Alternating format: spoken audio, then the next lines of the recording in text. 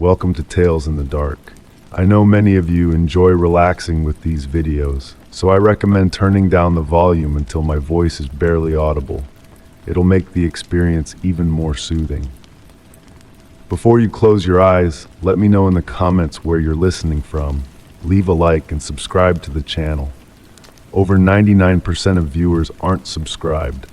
It costs you nothing, but it's an enormous support for us to keep creating these relaxing stories.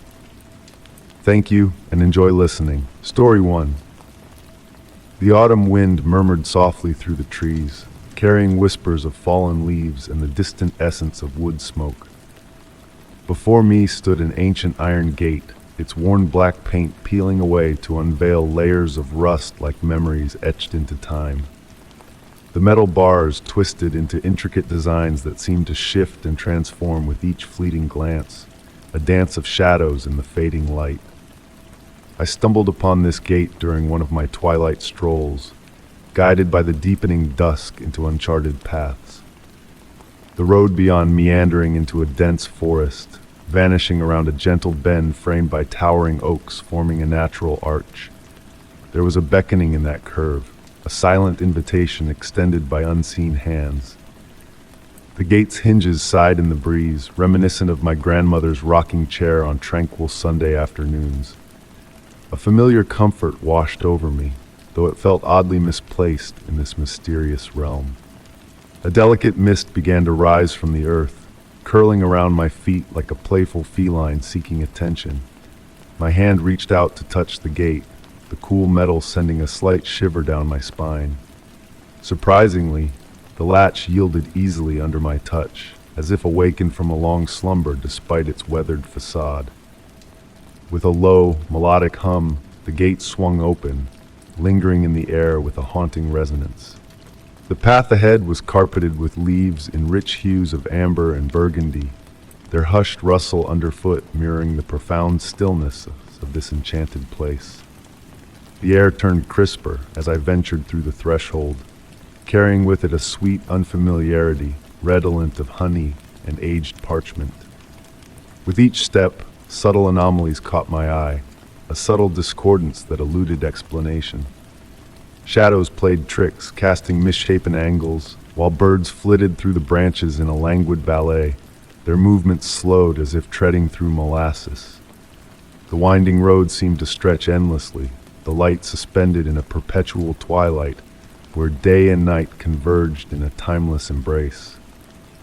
My watch had halted, its hands frozen at 6:47, a detail forgotten amidst the unfolding mystery. Furtive movements flickered in the woods, not of startled wildlife, but deliberate gestures just beyond reach. Scenes unfolded like fragments of a dream, a table adorned for tea, sunlight dancing on delicate china, or a child's room with an invitingly turned-down bed. The mist thickened, yet instead of obscuring, it sharpened my vision, revealing details with crystalline clarity. Colors deepened, outlines grew sharper, and the tree's bark gleamed with a metallic sheen, every leaf vein etched with precision. A haunting melody began to weave through the air, a lullaby strummed on an ethereal instrument, its notes cascading like autumn leaves on a gentle breeze. The tune felt familiar, resonating deep within, though it was a melody unheard in the waking world. The path widened into a small clearing, where a weathered wooden bench nestled beneath an ancient oak tree. The bench, a paradox of newness and antiquity, cradled an open book, its pages fluttering in an unseen breath. Drawn to the tome, I sensed invisible words dancing just beyond reach, a tale waiting to be unfurled. As my hand grazed the book, a subtle translucence crept over my skin, melding me with the encroaching mist. Instead of fear, a profound serenity enveloped me. As the music swelled, its whispers now forming elusive lyrics of hearth and home, of places existing between heartbeats. Seated on the bench, the book by my side, my form blending with the mist, I watched with tranquil curiosity as my edges blurred into the twilight. The trees swayed in time to the unseen symphony, their branches tracing patterns against the unchanging sky. Time ebbed and flowed in this surreal realm, or perhaps remained suspended in a perpetual present. I lingered on the bench as the mist enveloped me, transforming reality into a watercolor dreamscape. The book aglow, its blank pages now pregnant with tales ancient and unborn, narratives woven into the fabric of existence. Occasionally, spectral figures passed along the path, their misty forms akin to my own.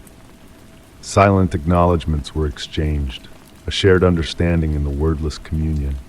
Some lingered beside me, leaving ephemeral imprints in the mist, remnants of their enigmatic sojourn. The gate stood sentinel, a silent guardian marking the threshold, its rusted bars locked in a timeless waltz with the ages.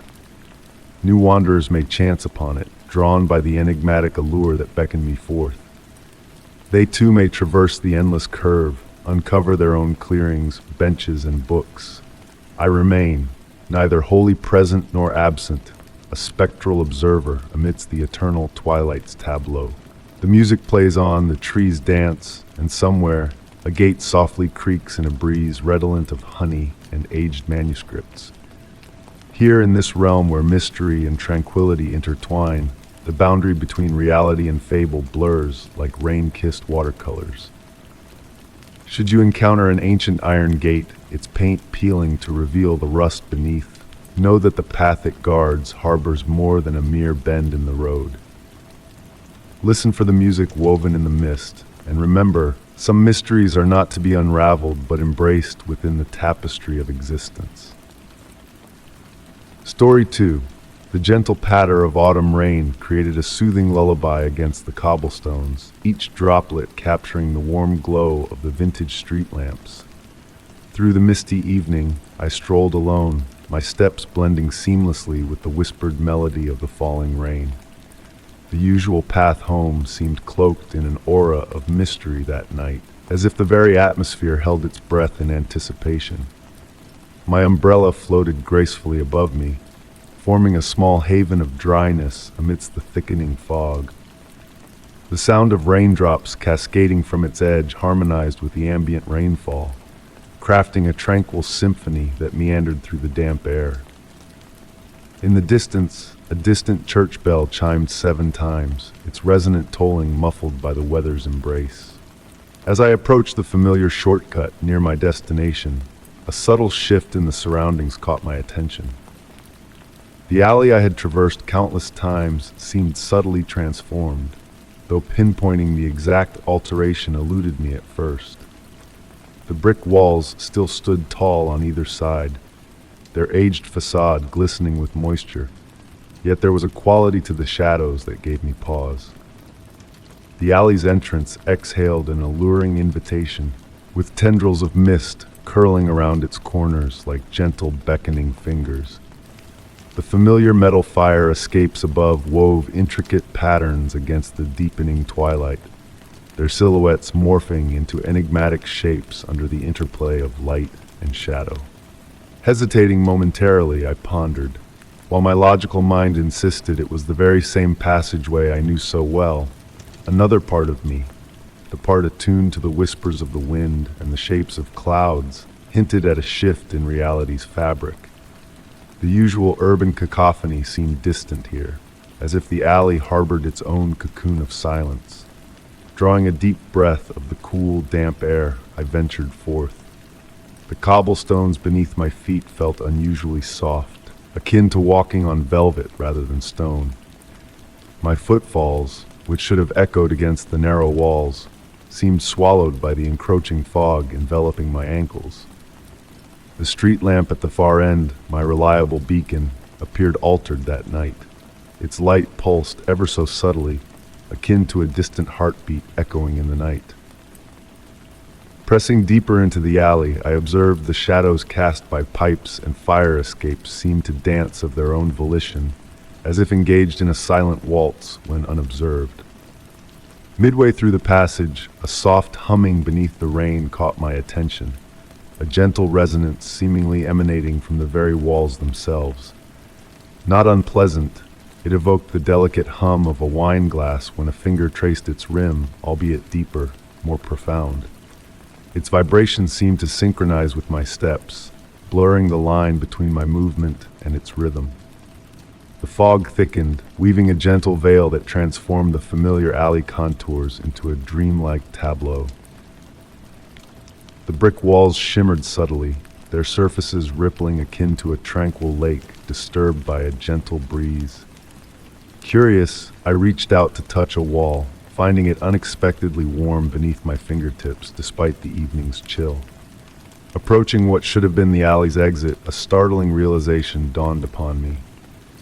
The alley seemed elongated, stretching beyond my recollection. The street lamp, mere steps away in memory, now loomed at an impossible distance, like a perpetual star just out of reach, no matter how far one traversed. The humming intensified slightly, its gentle melodic cadence weaving into the ambient soundscape. Notably, the rain, still cascading steadily, began to form intricate patterns on the cobblestones, not random puddles, but elaborate designs that shifted and evolved when viewed from varied angles. The water's reflection defied conventional laws, casting miniature aurora borealis in each droplet. Time lost its steady cadence in that ethereal alley. Minutes melded with hours, blurred by the rain's whisper, the wall's hum, and the hypnotic water patterns. Despite the peculiar occurrences, a sense of profound peace enveloped me, eclipsing any concerns of lateness or the abnormal phenomena surrounding me. Then, a peculiar observation halted me in my tracks.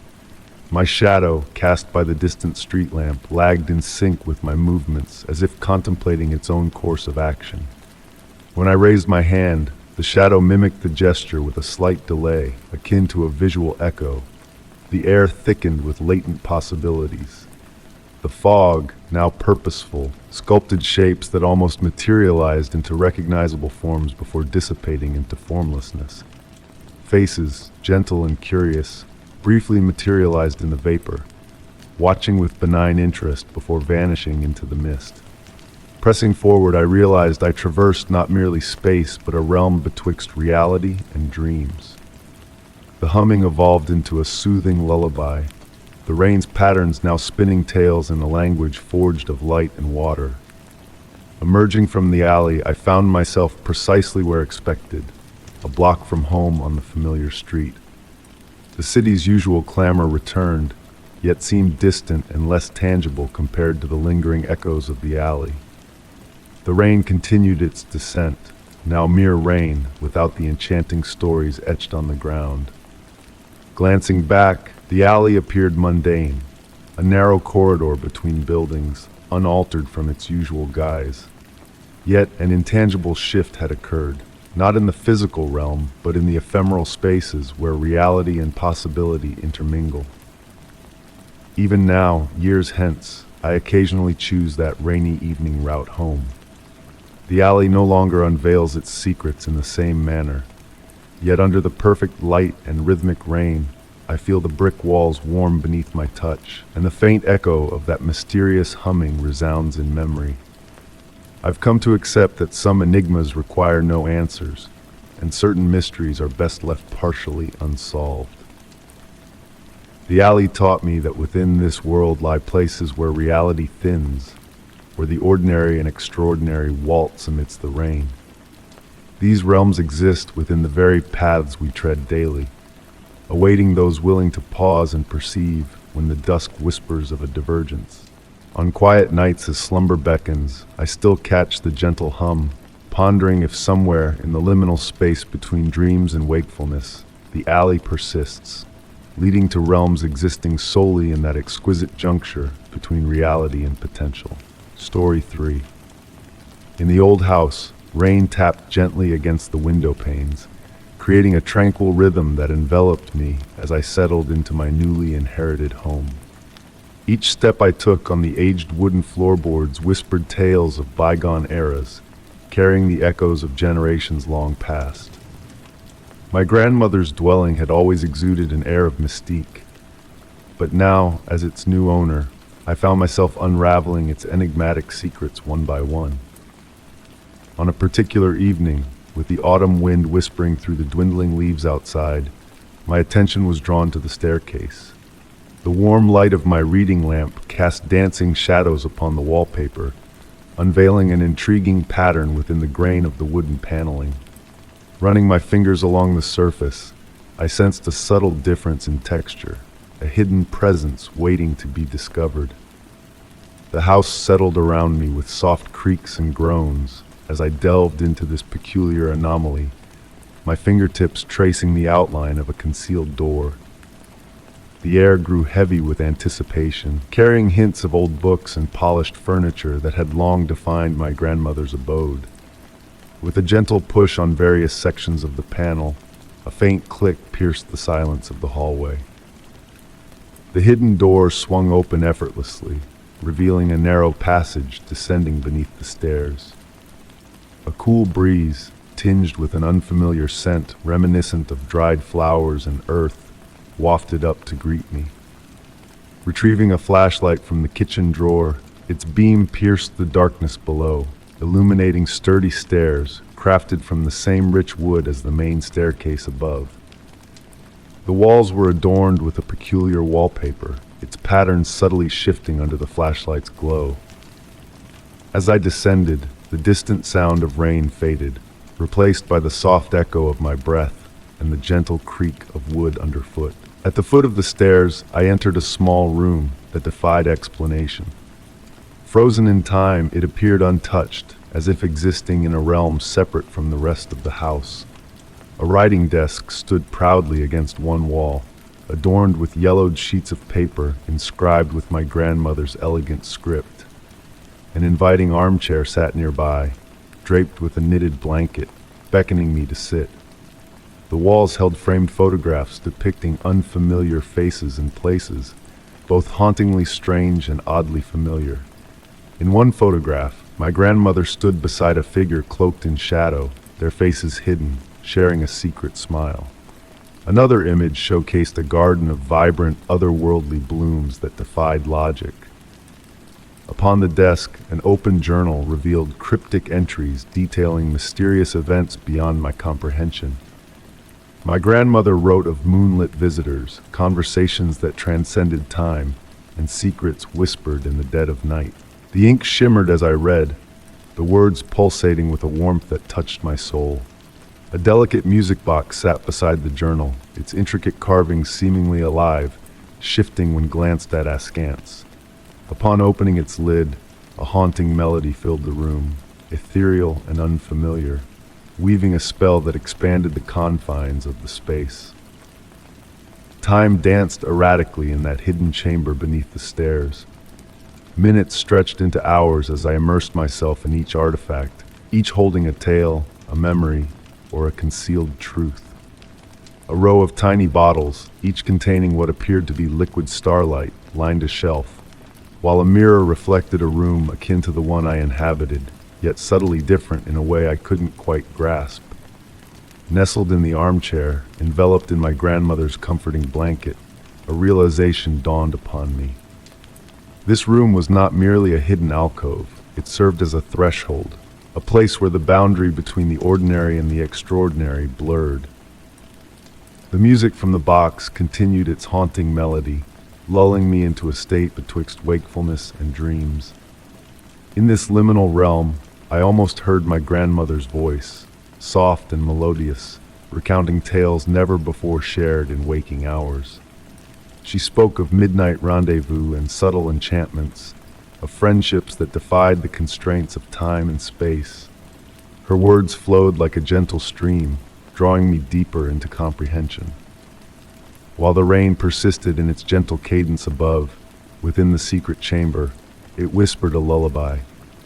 The air shimmered with specks of light, perhaps dust, or perhaps something more mystical.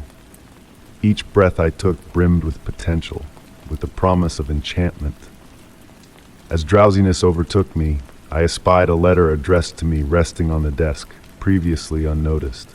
Scripted in my grandmother's silvered hand, the envelope exuded a warmth, teeming with unspoken truths. I refrained from perusing its contents, sensing that its mysteries would unfurl when the time was right, when I was ready to comprehend. Placing the letter back in its rightful place, I rose from the armchair, casting a final glance around the room.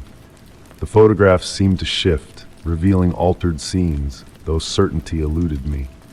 The music box's melody waned to a hush, then silence.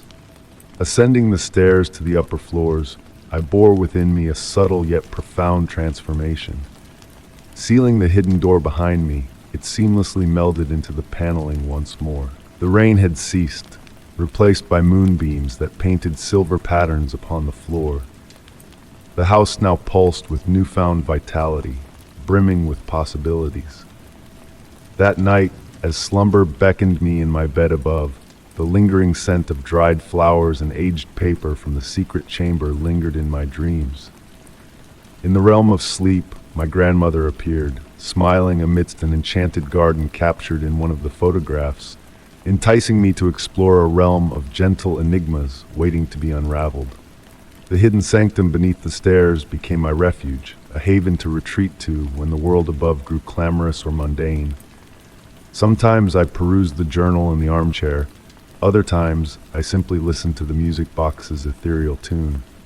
Each visit unveiled fresh revelations, new mysteries, deeper insights. Yet, lingering questions remained, suspended like wisps of fog. Who was the enigmatic figure in the photograph? What stories lay within the shimmering bottles? And what secrets lay dormant within the unopened letter? Perhaps akin to my grandmother, I would discover that certain mysteries are destined to remain just that, mysteries, gently steering us towards wonder without fully unveiling their truths. Story 4. The gentle patter of rain against the window panes created a soothing melody that harmonized with the rhythm of my heart as I faced the ancient chest.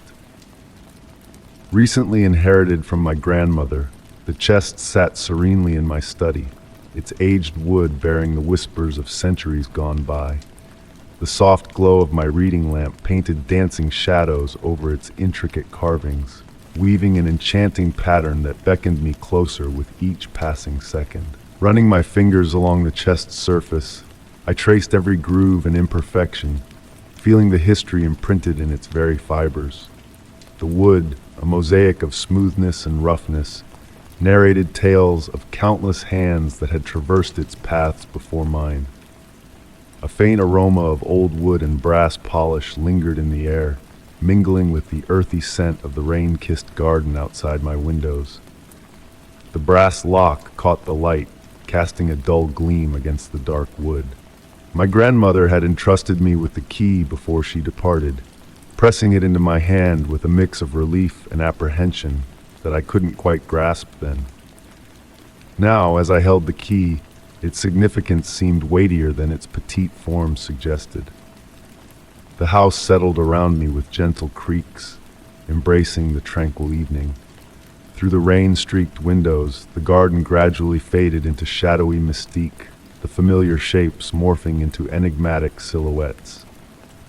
Inside, the warm light cocooned me in comfort, yet the chest seemed to exist beyond this sanctuary, enveloped in its own aura. Inserting the key into the lock, the metal emitted a soft scrape that reverberated in the hushed room. The mechanism turned smoothly, as though anticipating this precise moment. The lid ascended noiselessly, unveiling a depth that belied the chest's exterior.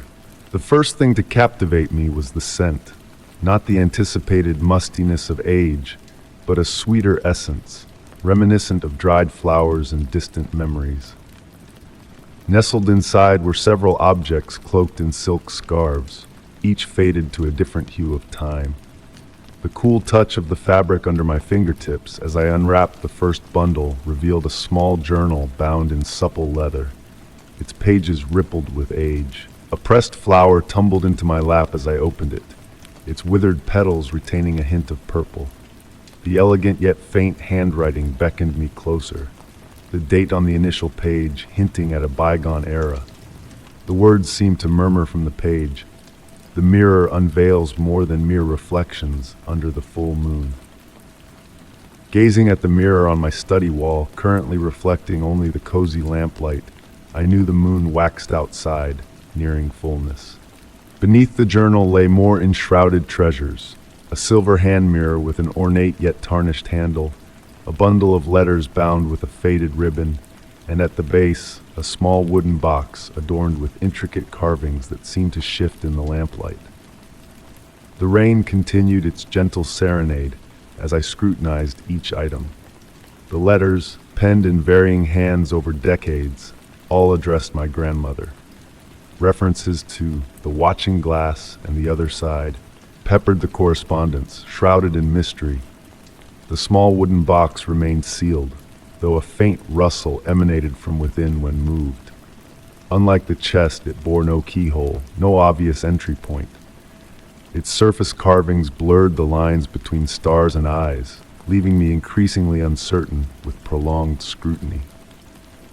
As night descended, I delved deeper into the chest's contents, each discovery birthing more questions than answers. The rain had dwindled to a mere whisper, the house submerged in profound silence, broken only by the soft drip of water from the eaves.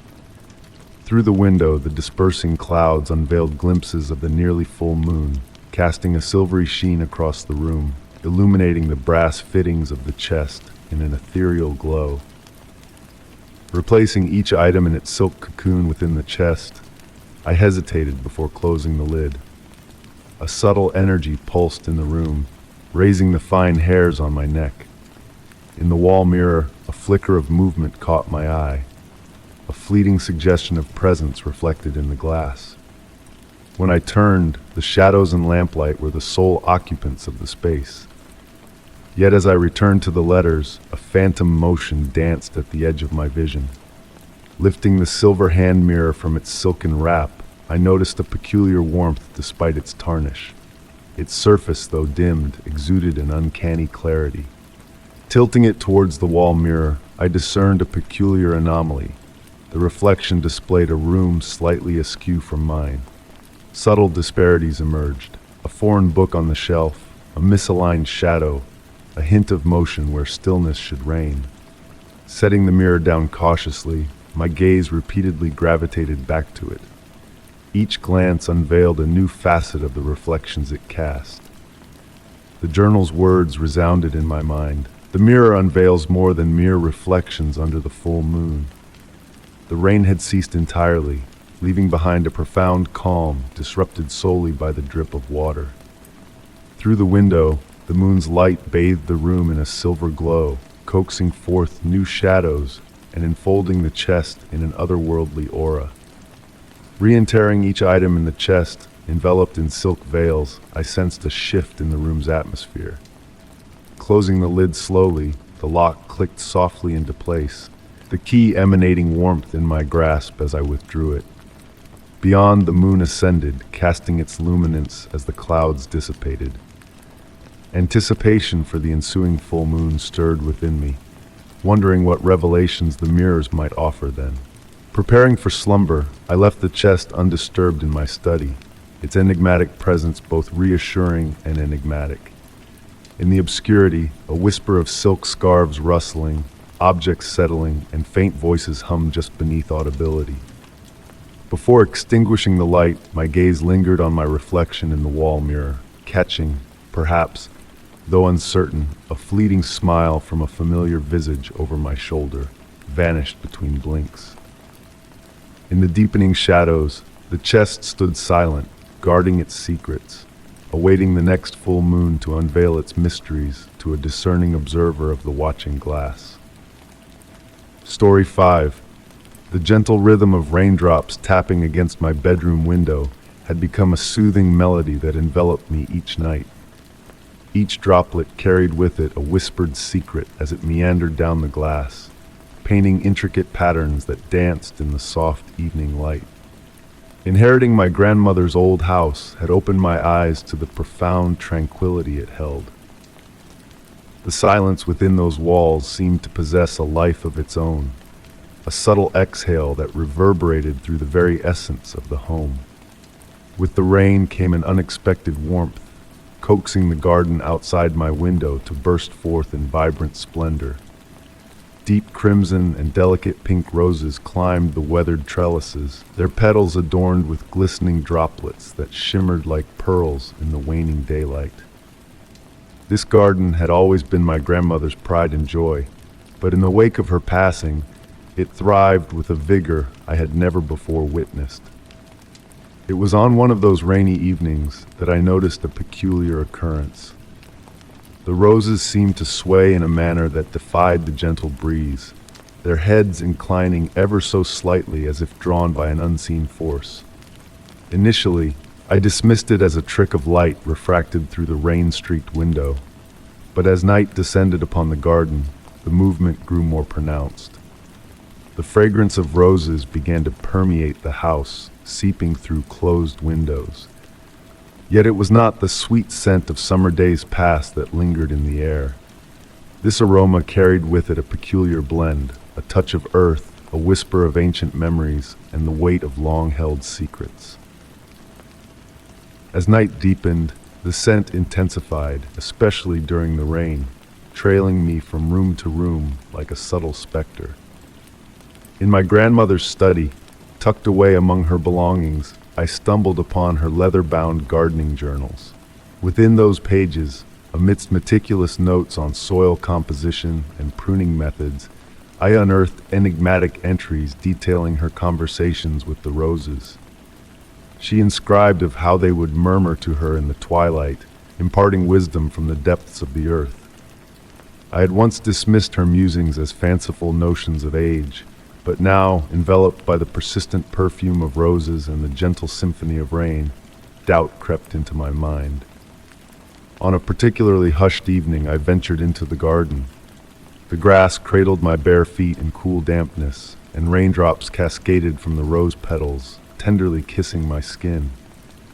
As I ventured deeper, the roses seemed to lean closer, forming a floral corridor that led to my grandmother's cherished bench, nearly concealed beneath the entwining vines. The whispers grew more distinct then, not articulated words, but a primal essence.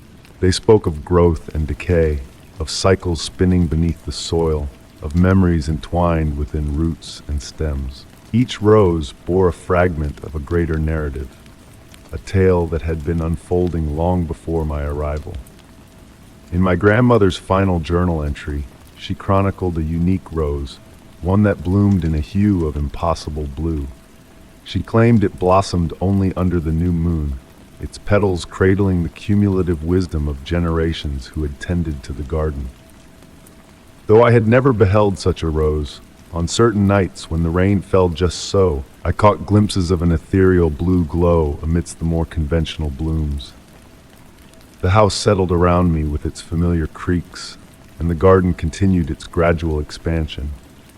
New roses emerged in unexpected places, scaling the kitchen windows, weaving through the porch railings, their petals pressing against the glass like inquisitive visages. In the liminal state between sleep and wakefulness, I fancied I comprehended their murmurs. My grandmother's final missive to me, nestled within the pages of her ultimate journal entry, bore a cryptic admonition. The roses remember, my dear. They harbor all memories. Heed their whispers, but guard their secrets. I gradually grasped her intent. With each passing night, each falling raindrop, each unfurling petal, the whispers gained clarity. The garden had wrought a transformation within me, awakening something dormant, akin to seeds awaiting their season. I found solace amidst the roses, particularly in those silent moments when dusk melded into night. Their whispers evolved into a language I almost comprehended, a melody that lingered at the edges of understanding. The neighbors remarked on the untimely bloom of the roses, their luminescence in the darkness. They steered clear of the garden, sensing what I had come to discern, that this was no ordinary garden. And these were no ordinary roses. Each bloom carried within it memories, secrets, and a wisdom that transcended mortal comprehension, rooted in depths far beyond our reach. Though I tended to the roses as my grandmother had, I now listened more than I pruned. On rainy nights, I nestled among them, adding my own whispers to their chorus. At times, I found myself speaking in tongues unknown, divulging secrets I had not realized I harbored. The roses listened, and the garden flourished, And somewhere amidst the verdant sanctuary, I felt my grandmother's enduring presence, tending to her beloved flowers, partaking in their ancient discourse. The rain persisted in its gentle descent, and the roses persevered in their whispered conversations. Perhaps one day I shall discern the entirety of their message. Until then, I stand as their vigilant guardian, protector of their confidences, student of their enigmatic sagacity. On certain nights, when the moon cloaks itself in darkness and the air thrums with promise, I seek out that elusive blue rose, acknowledging that certain enigmas are destined to elude our grasp, their allure residing not in resolution but in eternal whispered potential. Story 6. The autumn wind whispered secrets as I strolled along the winding path leading to my grandmother's weathered cottage. The air was heavy with the fragrance of earth and fallen leaves, mingling with the distant echoes of ancient tales. The old wooden structure stood stoic amidst towering trees, their branches swaying in a gentle dance with the evening breeze.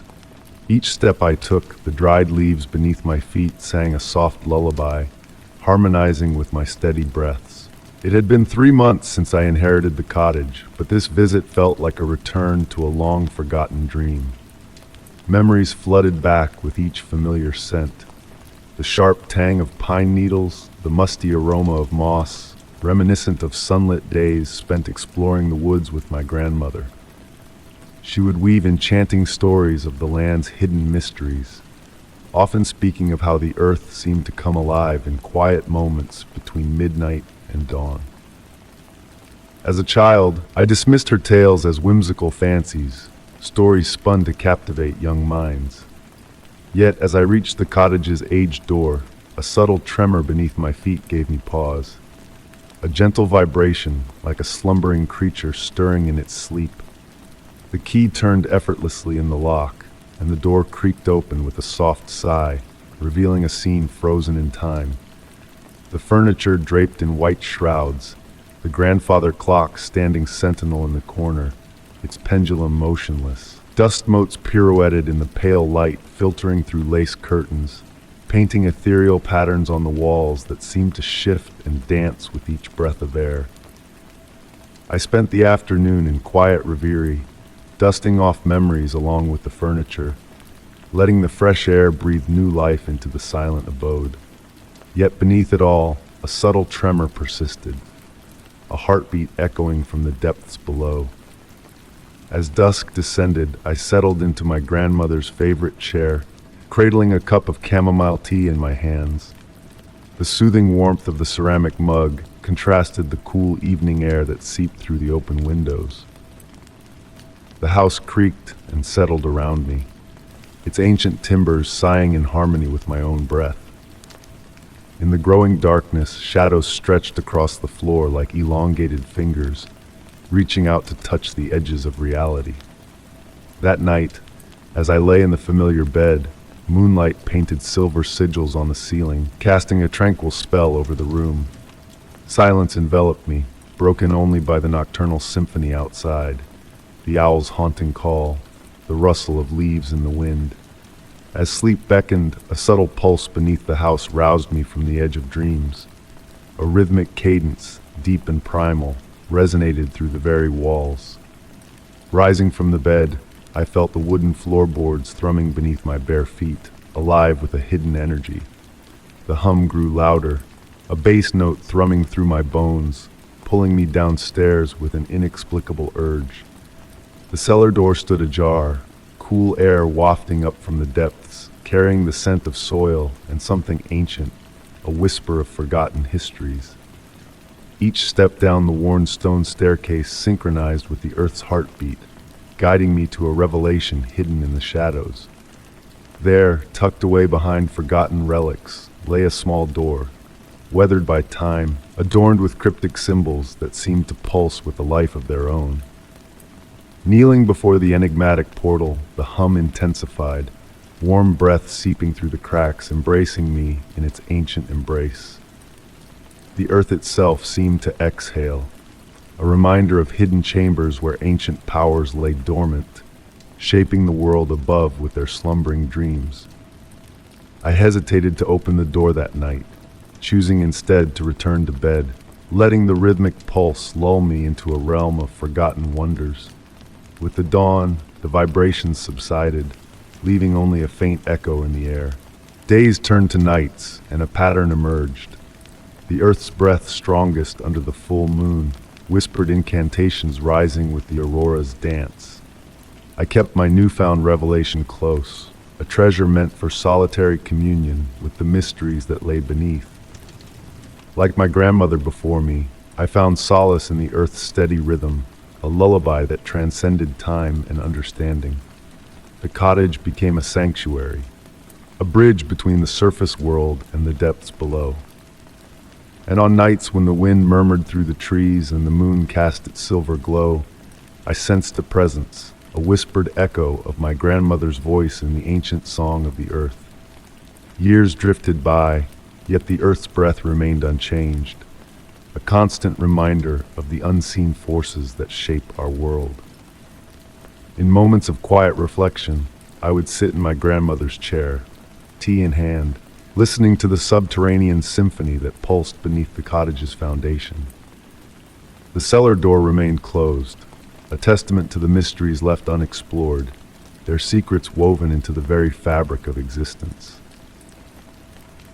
As the years waned on, I came to realize that some truths are not meant to be unraveled but embraced, like the ever-present rhythm of the earth's breath. And on nights when the world seemed to hold its breath, I would close my eyes and let the ancient song carry me into the realm of dreams, where the answers to life's mysteries lie hidden in the spaces between heartbeats. Story 7. The aged wooden floorboards, always murmuring beneath my steps, offered a soothing melody in the stillness of the night. Yet on this particular evening, as I wandered through my grandmother's dwelling, a sense of intrigue lingered in the air. A gentle, amber radiance seeped through the minute crevices between the planks, casting ethereal streaks of light upon the weathered wood grain. For 3 weeks, I had been a guest in this house, overseeing it during the winter hiatus of the renovation crew.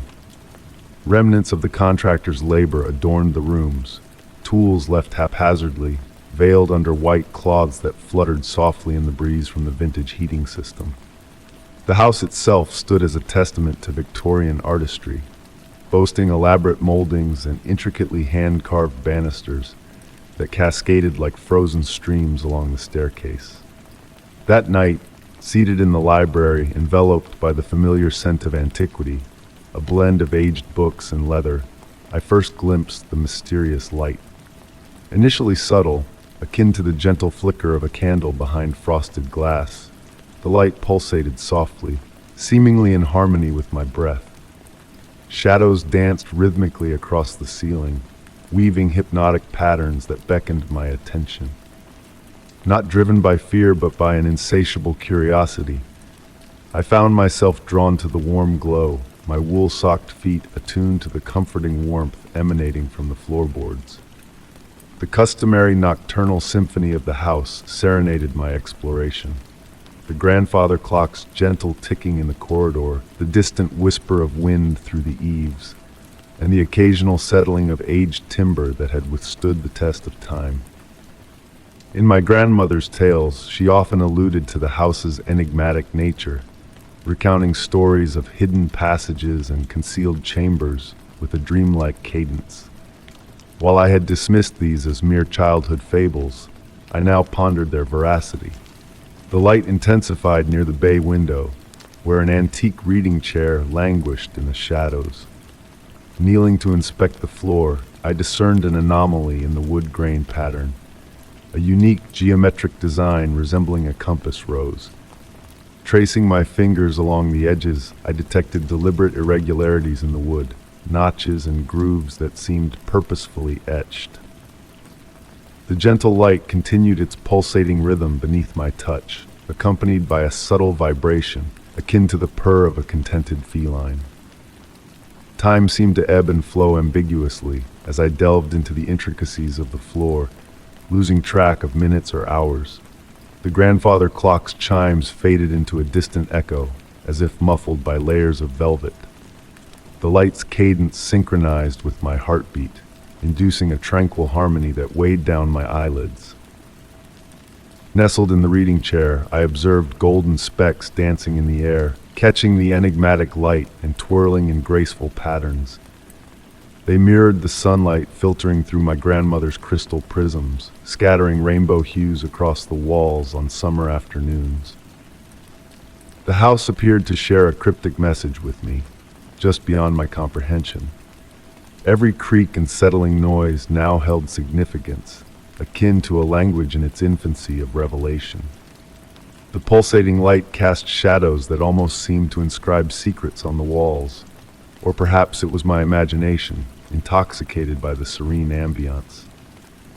I must have succumbed to slumber in the chair, for when I awoke, the first tendrils of dawn infiltrated the room. The enigmatic light had waned, yet the floor retained a residual warmth.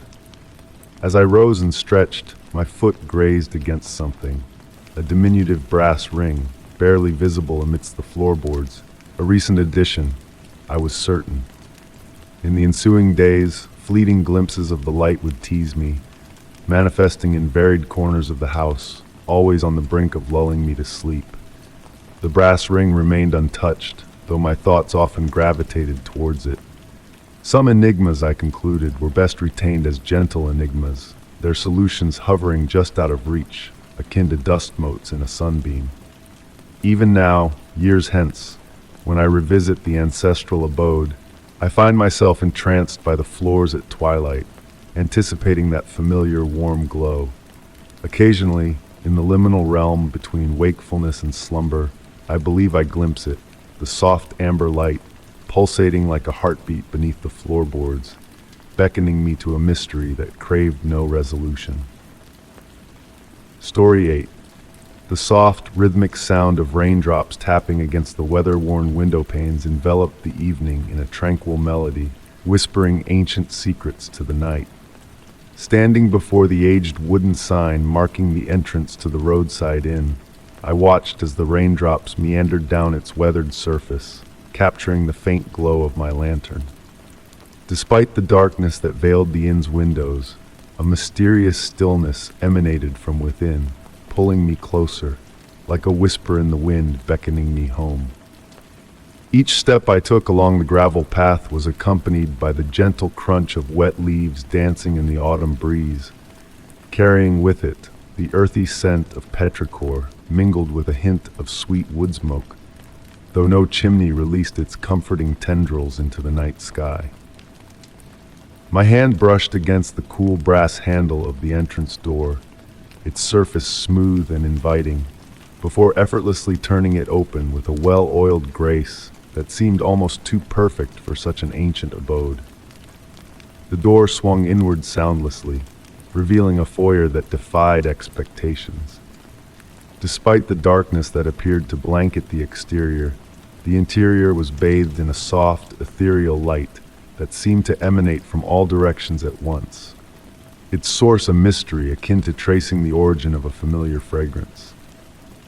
The walls were adorned with rich mahogany panels, their surfaces aglow with a warm, honeyed light that danced and flickered as if alive. A vacant reception desk stood at the center, its polished surface pristine save for a weathered leather-bound guest book and a small, gleaming silver bell. As I made my way across the thick carpeting that muffled my footsteps, the intricate patterns beneath my feet seemed to shift and swirl, creating an illusion of movement that mesmerized. The guest book lay open, its pages blank, save for a single message elegantly inscribed in dark ink. "Welcome, weary traveler. We've been expecting you." I trailed my finger over the words, noting that the page remained dry, as if the message had been penned days prior rather than mere moments ago. The silver bell sat undisturbed, yet a faint click of a closing door echoed from the depths of the inn, followed by the hushed rustle of fabric against wood. Venturing further into the inn, I stumbled upon a grand sitting room where plush armchairs faced a dormant fireplace. each piece of furniture impeccably preserved, devoid of even a speck of dust, yet exuding an aura of ageless solitude.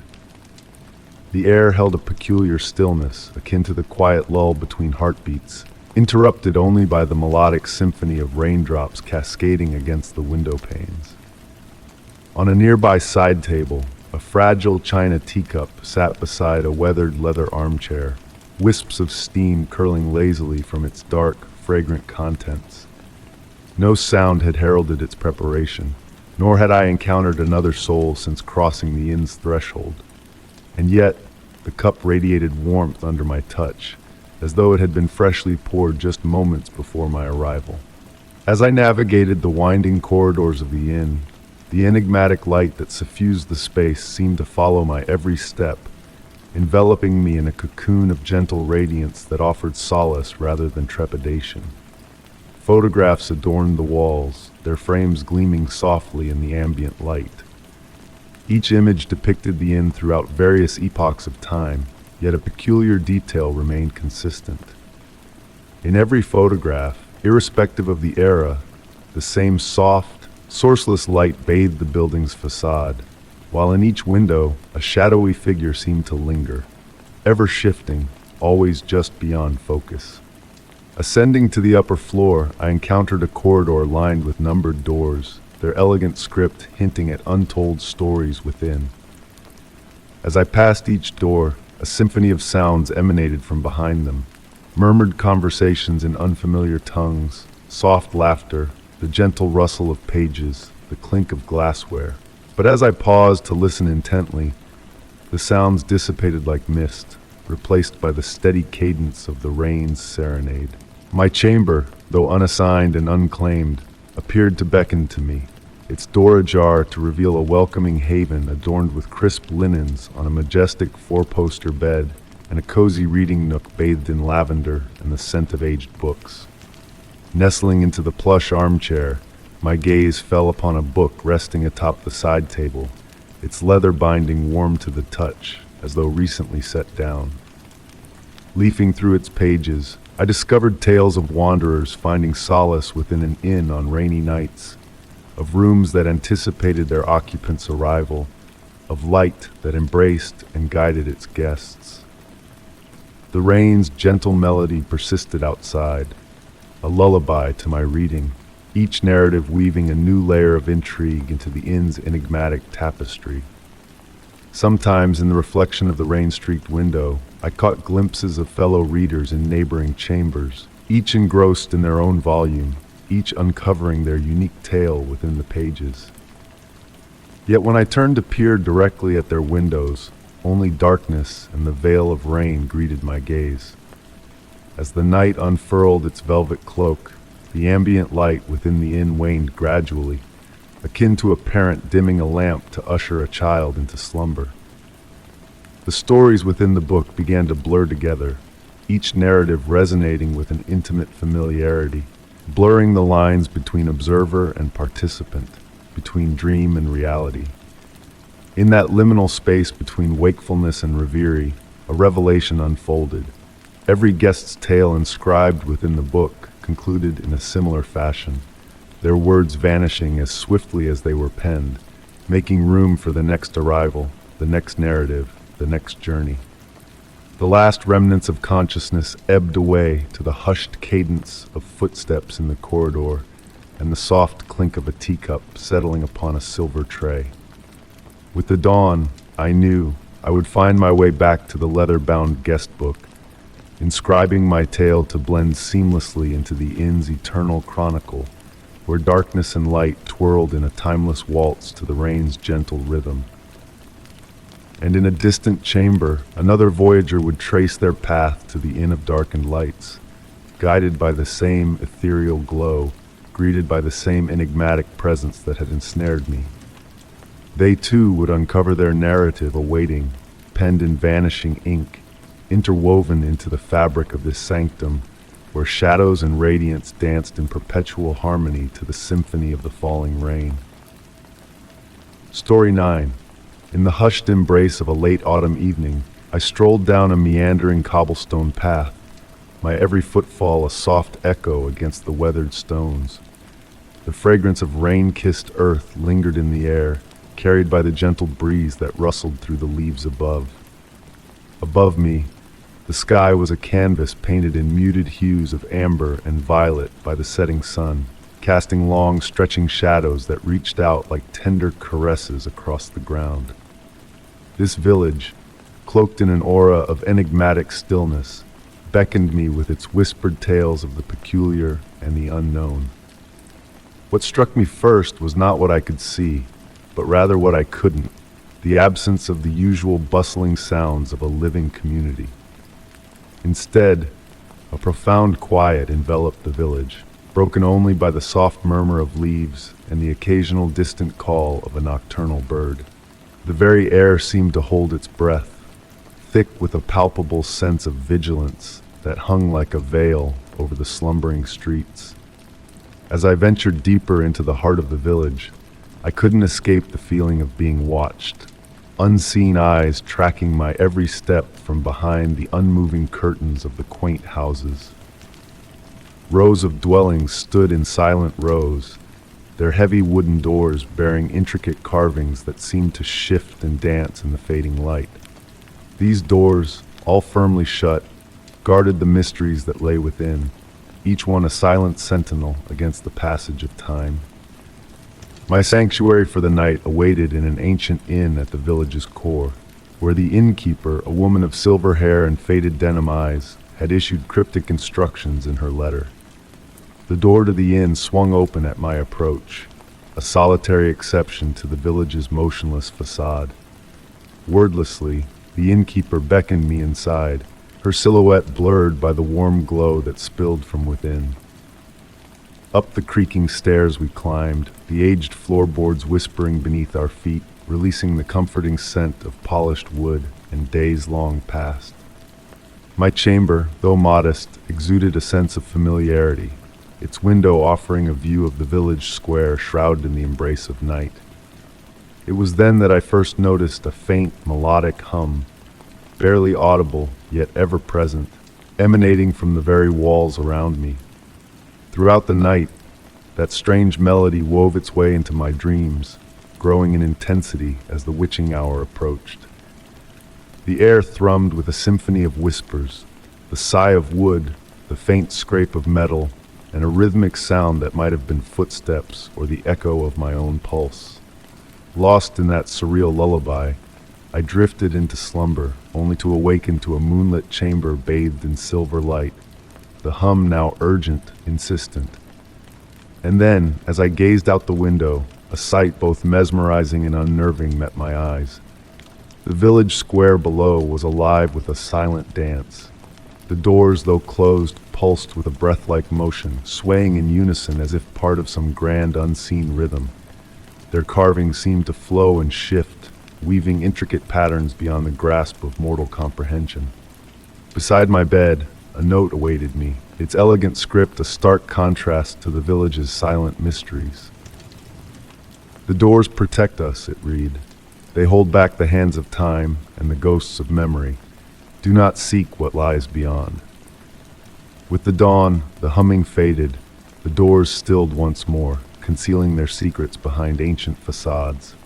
As I departed the village, the innkeeper pressed a wooden key into my hand, its surface adorned with the same elusive carvings as the doors. "For your return," she whispered, "for return they always do."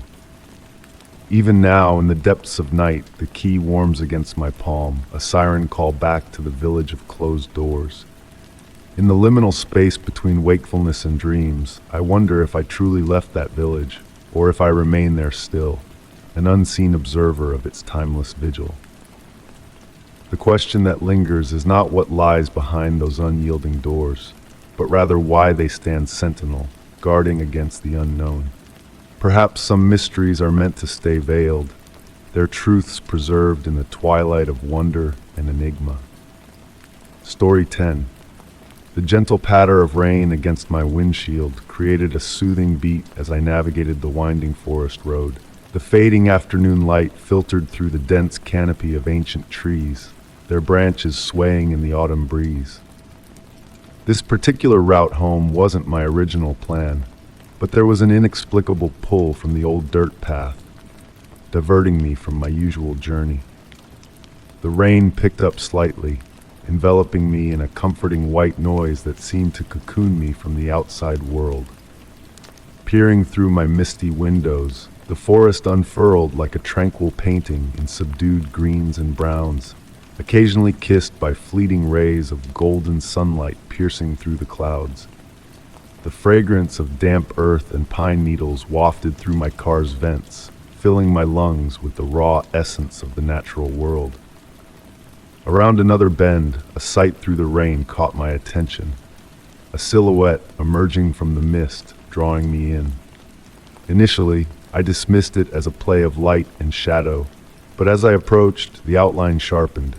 It was a castle, or at least a semblance of one, its weathered stone walls standing proudly against the darkening sky. I slowed my vehicle to a crawl, captivated by the spectacle. The presence of the castle puzzled me. I knew these woods well, having traversed them countless times, yet this grand structure had never revealed itself to me before. Nevertheless, there it loomed, its ancient towers straining towards the heavy clouds, windows aglow with a warm, beckoning light pulsing like a heartbeat. Almost involuntarily, I parked by the roadside. The rain had eased into a gentle mist, shrouding the castle in an ethereal veil. Stepping out, my feet sank into the moist earth, the cool air enveloping me like a silk embrace. The closing of my car door sounded muffled, as if the very atmosphere held more than just moisture. A previously unnoticed path led me towards the castle's entrance, weathered flagstones smoothed by time, flanked by wild roses shimmering with raindrops. Each footfall produced a melodious hum, as if the stones whispered beneath my weight. The mingling scents of roses and forest air created an intoxicating perfume, swirling around me in a dizzying dance. The castle's entrance was marked by a massive wooden door, intricately carved with patterns that seemed to shift and dance with the changing light. What struck me most was the warmth of the wood under my touch, almost pulsating with life amidst the cool air. The door swung open noiselessly at my push, revealing an interior that matched and defied my expectations simultaneously. The entrance hall stretched before me, bathed in the glow of countless candles with unwavering flames, casting pools of golden light that seemed to float in the air. Tapestries adorned the stone walls, depicting ever-changing scenes that eluded my direct gaze. My footsteps echoed softly as I ventured deeper, each sound returning to me from a distance. The air within the castle held a unique energy, neither warm nor cold, but vibrating with a sensation that tingled on my skin. Through archways and down corridors I roamed, each room more captivating than the last. Libraries brimming with unreadable titles, their pages whispering as I passed. Galleries displaying paintings akin to windows into alternate realities, their figures moving in a graceful, dreamlike cadence. In a chamber, a grand piano stood, its ivory keys gleaming under candlelight. Approaching, a faint melody teased my ears, though it vanished into silence when I sought to listen closer. Yet the echo of the music lingered in my mind, a haunting tune that felt achingly familiar, though unknown. Time warped within the castle's embrace. Minutes stretched into hours, yet my watch betrayed no movement since my entry. The outside light remained suspended in the perpetual twilight between day and night, the misty rain providing a constant, soothing backdrop to my journey. In what could be the castle's core, a circular room awaited, its domed ceiling crafted entirely from stained glass. The shifting patterns on the glass floor moved like living entities, casting colored shadows that danced around me. At the room's center stood a pedestal, a single leather-bound book resting upon it, its hues swirling like an oil slick on water. Approaching the book, a sense of anticipation thickened the air.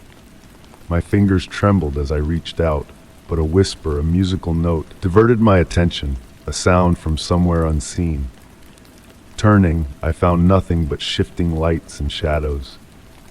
When I turned back, the book had vanished, though a lingering feeling hinted that it had chosen to conceal itself rather than truly disappear. Instead of fear, a tranquil acceptance settled within me, as if I had grasped an elusive truth beyond words. Navigating back through the castle's labyrinthine passages, I observed subtle shifts in the rooms I had explored. Doorways led to new destinations, windows revealed impossible vistas, staircases defied gravity. Yet none of it unsettled me. Rather, it felt as though the castle shared its enigmatic wisdom with me, unveiling mysteries with gentle grace. Upon reaching the entrance once more, the colossal door swung open on its own, revealing the mist-shrouded forest beyond. The rain had ceased, yet droplets still fell from leaves, harmonizing with the rhythm of my heart. Casting a final glance at the castle's interior, I attempted to etch every detail in my memory, recognizing the uniqueness of this encounter. The homeward drive was serene, my thoughts consumed by the visions I had witnessed. As the familiar landmarks reappeared and the forest thinned, an impulse drove me to check my rearview mirror. The reflection displayed only trees and mist. No castle, no path, no ancient stone walls reaching skyward. A part of me questioned if the experience was a mere dream. Yet a change had occurred. A weight in my pocket drew my attention. Retrieving it, my fingers encountered a smooth, warm object, a single rose petal radiating an inner glow. Its shifting colors mirrored the mysterious book's hues, its scent evoking memories of a melody not quite heard and visions not entirely seen. That night, nestled in bed with the distant rain as my lullaby, I realized the castle had bestowed upon me more than an extraordinary adventure. It reminded me that some mysteries are more beautiful left unsolved, that unanswered questions hold a unique allure, and that magic resides in the nebulous realm between knowledge and imagination. At times on rainy days when the light casts its spell, I retrieve the rose petal and hold it to the window. Its shifting hues conjure memories of the castle that may not exist, prompting me to ponder if, in the eternal twilight between reality and dream, it awaits another wanderer to unravel its secrets. In those moments, I grasp the essence of true magic, not in discovering what's real, but in embracing the notion that reality itself may be more fluid, more enchanting than we dare believe. Story 11. The autumn breeze whispered softly through the gnarled branches of the ancient trees, carrying with it the delicate rustle of fallen leaves and the faint aroma of smoldering wood. Standing before the weathered oak door of my grandmother's manor, I observed as wisps of mist twined around my feet in the waning twilight. The brass doorknob, once gleaming with polish, now bore the marks of time, its surface a testament to the many hands that had turned it over the years. My grandmother had passed away 3 months prior, leaving me the sprawling Victorian estate with its myriad of rooms and corridors. As the sole inheritor, I had postponed my arrival, allowing the property to rest undisturbed while I navigated my grief. Yet now, as I inserted the ancient key into the lock, I felt a mysterious tug, as though the very house had been anticipating my return. With a deep, resonant click, the mechanism turned, the sound reverberating through the empty halls beyond. The door swung open with surprising ease, hardly a whisper of protest despite its age.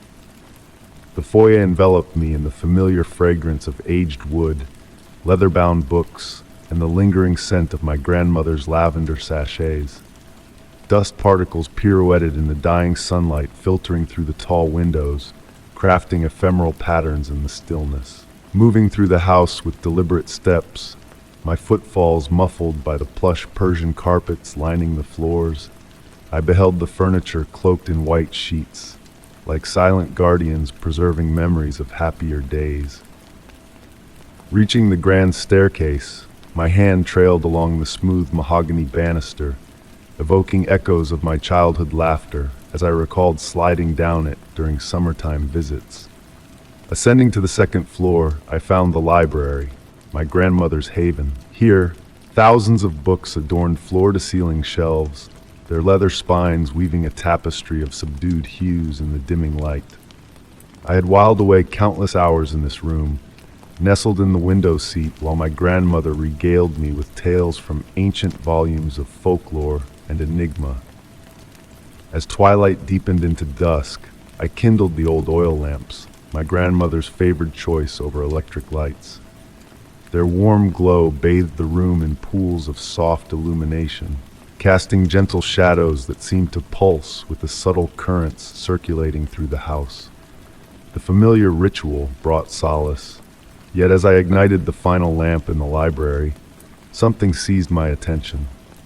The door to my grandmother's private study, perpetually locked during my childhood visits, stood slightly ajar. Intrigued by a blend of curiosity and a peculiar sense of inevitability, I approached. The door, crafted of solid oak akin to the entrance, was embellished with intricate carvings of intertwining vines and flowers. Pushing it open, the hinges emitted a low, melodious tone, akin to a distant chime. The study mirrored my childhood glimpses, walls adorned with peculiar artifacts, shelves brimming with bottles of colored glass, and a massive desk dominated by a leather-bound journal. Yet an aura of change lingered in the air, as if the room held its breath in anticipation. Drawn to the desk, I gravitated towards the journal, its pages adorned with my grandmother's graceful script. As I perused its contents, the words shimmered in the lamplight. My dearest grandchild, if these words meet your eyes, you have discovered my study. There are truths about our kin, about this abode, that you must grasp. The door you traversed conceals more than meets the eye. Similar to many facets of existence, it exists simultaneously in multiple realms, leading to paths traversed by few. A distant door closing within the house diverted my attention. Yet upon glancing back through the study's entrance, I confronted a solid wall. The door had vanished entirely, leaving only a faint outline in the wallpaper, akin to a fleeting memory. Returning to the journal, I read on, my heart steady as I unraveled my grandmother's revelations. Her words unveiled doorways between worlds, a family legacy of safeguarding these thresholds, and the mantle now passed to me. Each page unveiled further enigmas, yet I harbored no fear, only a profound sense of awe and recognition, as if this truth had always lurked beneath the surface of my mundane existence. Hours ebbed away as I delved into the journal, the oil lamps dwindling. Upon lifting my gaze, I beheld something extraordinary. The wall where the door had once stood now bore the faint outlines not of one, but myriad doors, each adorned with distinct carvings, each beckoning towards uncharted destinations. They flickered and faded like the ethereal dance of the northern lights, a subtle minuet of possibilities. The final page of the journal bore a simple directive. The doors will manifest when you are prepared. They heed necessity, not desire. Your heart will discern which to open and when. Trust in the wisdom coursing through your veins, as I have entrusted you with this legacy. I closed the journal tenderly, the weight of its revelations enveloping me like a comforting shawl. The room had dimmed, yet I discerned the ghostly outlines of doors shimmering on the walls. Beyond, the wind had intensified, its whispers reminiscent of distant murmurs. Seated in my grandmother's chair, I observed the interplay of lamplight on the walls, comprehending that my life had irrevocably shifted. Yet there existed no urgency to act, no compulsion to traverse any of those enigmatic thresholds this night. Like the house itself, these mysteries had patiently awaited my return, and they would continue to bide their time until the opportune moment arose.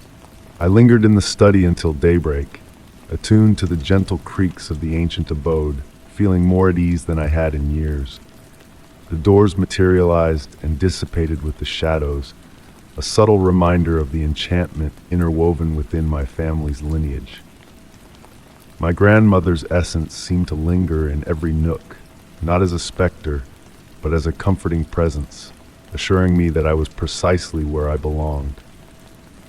When dawn finally broke, casting soft radiance through the study's windows, the wall once again bore a solitary, solid door, the one through which I had entered.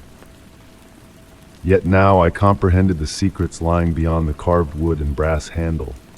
This was not merely a door to a room, but a threshold to a fresh chapter in my existence, brimming with boundless possibilities and ancient riddles awaiting exploration.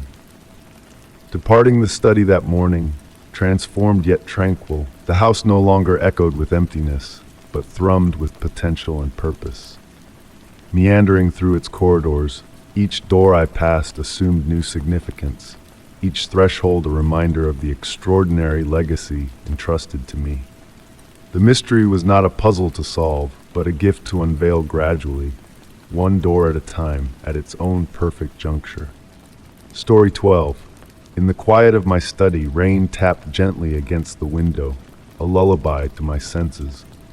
The flames danced with a hypnotic grace in the hearth, casting flickering shadows that swayed like silent dancers.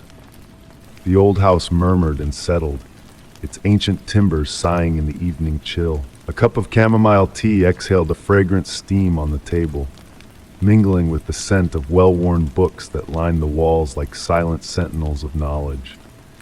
These solitary hours held a special solace for me, a sanctuary of stillness where time whispered softly, lulling the world to sleep outside. The grandfather clock in the corner marked each passing second with a gentle tick, its pendulum swinging in a mesmerizing arc. Amid this tranquil symphony, a subtle shift caught my attention. Beneath the rain's patter and the clock's rhythm, I detected a new sound, soft footsteps, hesitant yet purposeful. They tiptoed across the floor above, a delicate cadence that stirred a curious unease within me. I lived alone in this house for years, yet these footsteps echoed with a presence that defied logic. Was it merely the house settling, or was there something more, something deliberate in their gait? Setting aside my book, I rose from my chair, drawn to the mystery above. The footsteps moved with a deliberate grace, pausing as if to ponder each room they entered. I followed their dance, ascending the stairs with a quiet resolve. The air shifted subtly, thickening with a hushed expectancy that wrapped around me like a shroud of secrets. The very essence of the house seemed to hold its breath, waiting for the unseen visitor to reveal itself. As I reached the upstairs hallway, the moonlight painted a silvery path before me, illuminating closed doors and silent shadows. The footsteps led me onward, their rhythm weaving a cryptic tale of movement and pause. Faces in old photographs seemed to stir, their gazes shifting when I turned away, as if sharing a silent secret among themselves. The temperature dropped, the air growing colder, yet my heart remained strangely calm. Anticipation hummed in my veins, a melody of curiosity and wonder. The footsteps guided me to the master bedroom, where they faded into a pregnant silence, pregnant with untold possibilities. With a steady hand, I turned the doorknob, feeling the warmth of brass beneath my fingertips. The room lay before me, unchanged yet charged with an unseen energy. Moonlight wove patterns on the floor, casting a spell of fluid light and shadow. My grandmother's music box stood open, its melody a ghostly echo in the stillness. Beside it, a crimson rose petal lay, a silent tribute to the mysteries unfolding. Following the trail of warmth left by the invisible visitor, I traced their path around the room, to the window seat bathed in moonlight. A lingering scent of lavender and vanilla lingered, a whisper of a presence long gone but not forgotten. The window bore a ghostly handprint, a gentle reminder of a touch that transcended time. In that moment, as rain whispered outside and fire crackled low, understanding bloomed within me. The footsteps were not an intrusion but a reunion, a dance of memories and moments entwined in the tapestry of this ancient house. Solitude here was not loneliness, but a communion with the echoes of the past, a gentle reminder that time was a fluid thing, bending and swirling like the rain outside. Returning to my study, I left the music box open, a silent invitation to the unseen guest to dance once more through the corridors of memory. In the quiet of the night, I hear those footsteps again, weaving through the house like a whispered melody.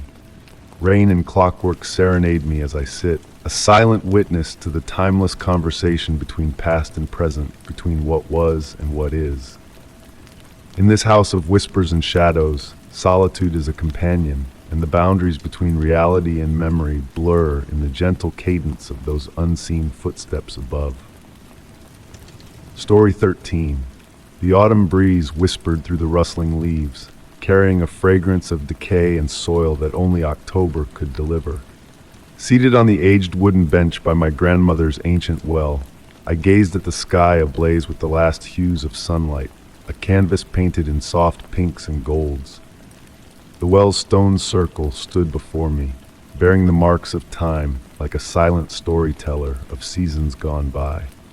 The evening descended, wrapping me in a cool embrace akin to a silk shawl, while the oak trees swayed gently, their branches creaking in a soothing rhythm.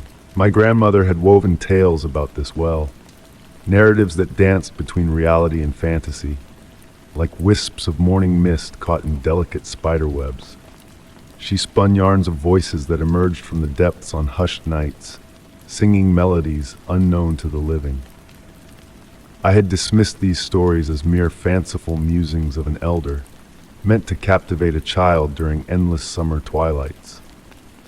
But now, as the steward of this property following her departure, I found myself drawn to this spot with increasing frequency. The well exuded a presence, a pulsing energy that defied rational explanation. With dusk settling in, the first stars peeked through the violet sky, and the air grew crisper, urging me to pull my sweater tighter around my shoulders. The ancient iron handle of the whelp caught the fading light, gleaming dimly like a forgotten treasure. Unused for decades since the house had modern plumbing, the well had been sealed for safety. It was then that I heard it, a faint sound, almost imperceptible. A gentle hum emanating from the well's depths, like a lullaby whispered from a distant place. Neither distinctly male nor female, young nor old, but a blend of all these identities. The sound seemed to harmonize with the very stones of the well, causing them to quiver ever so slightly under my touch. The melody, unfamiliar yet strangely familiar, evoked echoes of every beloved song I had ever known. It spoke of deep earth and forgotten eras, of enigmas buried beneath layers of earth and rock. Entranced, I felt my eyelids grow heavy, my breath synchronizing with the ethereal rhythm of the mysterious tune. Nights drifted by, and I found myself drawn back to the well time and again. Sometimes the voice would grace me with its presence, other times it would remain elusive. But in its song, I felt a connection to something ancient and profound. Changes began to manifest around the property. Flowers near the well defied the onset of frost, blooming longer than their season dictated. Birds congregated along the well's rim during daylight hours, cocking their heads as if attuned to a sound only they could perceive. One tranquil evening, as the voice rose from the depths once more, I discerned a subtle difference. Amidst the melodic hum, I almost deciphered words, a language unfamiliar to me, yet bearing a message that resonated with my heart. The words narrated tales of subterranean rivers coursing like veins beneath the earth, of crystals maturing in darkness over eons, of enigmas concealed by soil since time immemorial. The voice began to feel like a confidant, a companion in the deepening autumn nights. I found myself sharing my innermost thoughts with the well, whispering softly into its depths when the voice lay silent. At times, in response, the humming would recommence, acknowledging my presence as if in conversation. My dreams became adorned with visions of underground chambers, expansive caverns illuminated by an inner glow radiating from the stones themselves. In these reveries, I pursued the voice deeper and deeper, forever on the cusp of discovery, yet never quite reaching its wellspring. As winter neared, Ushering in shorter days and lengthening nights, the voice underwent a transformation. The melodies grew intricate, layered with harmonies seemingly beyond the capacity of a single voice. Seated by the well one evening, I could sense vibrations coursing through the ground beneath me, as if the entire earth partook in the chorus. Delving into the property's history, I sought references to the well or comparable phenomena in the vicinity. I unearthed fragmentary accounts, fragments of narratives echoing my own experiences. Legends of individuals across ages who had caught strains of song from subterranean depths, of wells and caves pulsing with an autonomous vitality. The locals harbored their conjectures, attributing the phenomenon to subterranean waterways causing peculiar acoustics or alterations in air pressure, inducing stones to sing. Yet none of these hypotheses captured the essence of what I encountered. The well's voice transcended mere explanation, existing betwixt scientific understanding and pure enigma. One wintry eve, as the first snowflakes drifted down, the voice wove a melody so exquisite that tears welled in my eyes. Listening intently, my breath visible in the frosty air, I realized that the origin and significance of the voice no longer necessitated comprehension. Like the cyclical shift of seasons or the celestial dance of stars, some phenomena eluded our need for elucidation. The snow descended silently, each flake capturing moonlight as it descended to alight on the well's stone rim. The voice persisted in its song, now harmonizing with the gentle whisper of falling snow. I closed my eyes, enveloped by the melody like a comforting cloak, feeling a tranquility that had eluded me for years. To this day, the well's song endures, though not all who visit can perceive it. When asked about the aged well in my backyard, I simply smile and beckon them to join me at twilight. Some discern naught but the wind rustling through the trees and the customary sounds of a winter night. Yet others, with a certain gleam in their eyes, I know they too have heard it. The voice emanating from the depths, intoning melodies of earth and stone, of time and reminiscence, of mysteries beyond our grasp. Perhaps therein lies the well's true magic, not in its song, but in the reminder that enigmas persist in the world, phenomena that resist explication. Amidst an era where all appears known and charted, the well's voice serves as a gentle nudge, affirming that certain melodies are meant to be felt rather than understood, experienced rather than rationalized. As I pen these words, I hear it anew, drifting softly through the evening air, a melody as ancient as the earth itself, narrating tales that will endure long after my passing, for any who pause to sit in quietude and heed the voice that emanates from the well. Story 14.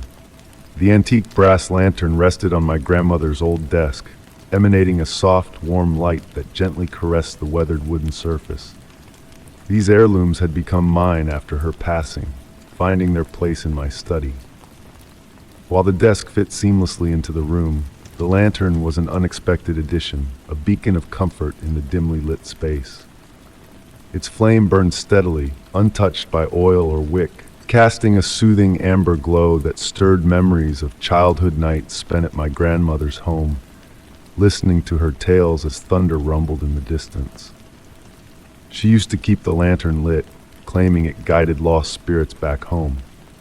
At the time, I dismissed it as fanciful folklore. But now, as I watched the flame flicker behind its glass enclosure, doubts crept in. Rain tapped gently against the study windows, blending with the crackling of the fireplace, creating a tranquil symphony. The lantern's glow seemed to pulse in harmony with each droplet, as if nature itself was conducting a serene concert. Over time, the brass had acquired a lustrous patina, never losing its warmth or brilliance. One serene evening, while engrossed in my writing, the lantern's light began to shift. The familiar amber hue transformed subtly into a deep gold, casting elongated shadows that reached out like delicate tendrils across my desk. The room filled with the scent of lilacs, my grandmother's favorite flower, though no blooms graced the winter outside. I noticed my pen leaving traces of golden ink on the paper, shimmering under the lantern's glow, as if infused with magic. Words lingered longer on the page, almost as if they hesitated before settling down, a dance of light and ink. As days passed, I observed more subtle changes. Books inched closer to the lantern, shelves rearranging themselves under its gentle radiance. The air around the desk remained warm, unaffected by the icy winds outside. On late nights, whispers floated on the edge of my consciousness, vanishing when I tried to focus on them, like fleeting dreams. Delving into my grandmother's old journals, hidden in the desk's drawer, revealed a hidden world. Entries appeared on previously blank pages, illuminated by the lantern's light. She wrote of a lighthouse keeper who had passed the lantern to her, his spirit forever bound to its eternal flame, a marker of his unyielding dedication. Transparent visitors, visible only in the lantern's glow, shared stories with her, seeking solace in moments of respite during their eternal journeys. As winter deepened, I found solace in the study, drawn to the lantern's comforting presence. Whispers grew clearer, reminiscent of distant waves and rustling leaves. Shadows flitted in my periphery, vanishing when I turned to look, like elusive spirits. The light focused on my grandmother's photographs, imbuing them with life. Smiles softened, eyes blinked, scenes shifted in a mesmerizing display. One image of my young grandmother seemed to come alive, a knowing wave captured in a frozen moment. I understood why she had kept the lantern lit all those years. It bridged worlds, a gentle portal between the living and the unknown, a beacon of eternal connection. The flame burned unwaveringly, a tribute to the lighthouse keeper's steadfast vigil. On quiet nights, rain whispered against the windows, and wind murmured secrets. Beside the lantern, I penned my thoughts, documenting its subtle changes and the peaceful presence it offered. The companionship felt tangible, as if my grandmother and others sat with me in the soft glow, their essence palpable. The lantern defied logic, a mystical constant in an ever-changing world. Some mysteries, I realized, were meant to be embraced rather than unraveled. Like the lighthouse keeper's beacon, it stood as a meeting point, where memory and enigma intertwined in eternal light. Writing by its glow, I felt a profound connection to all who had shared this space. The lantern, a symbol of continuity and solace, illuminated the delicate balance between knowing and feeling, between loss and enduring presence. It remained steadfast on the desk, a timeless guardian of stories and spirits. In the quiet of night, when whispers grew clearer and shadows danced gracefully, I sensed my grandmother's voice among them, her narratives blending with the eternal light of the lantern. Story 15. The wooden gate always stood at the edge of my grandmother's garden, a weathered sentinel bearing the marks of time and nature's gentle touch. Its dark oak panels held the essence of rain and seasons past, forming intricate patterns that shifted with the light's dance. Yet it wasn't the gate's appearance that held intrigue, but rather what lay beyond, or rather, what didn't. Behind the gate, a soft fog lingered, a mist that never dissipated, swirling in hues of pearl and silver, defying the laws of logic and nature. My grandmother never spoke of it, her eyes often drawn to the mist while she tended to her roses, a subtle smile gracing her lips. When she passed, the house and its mysteries became mine, a haven where time flowed like a gentle stream.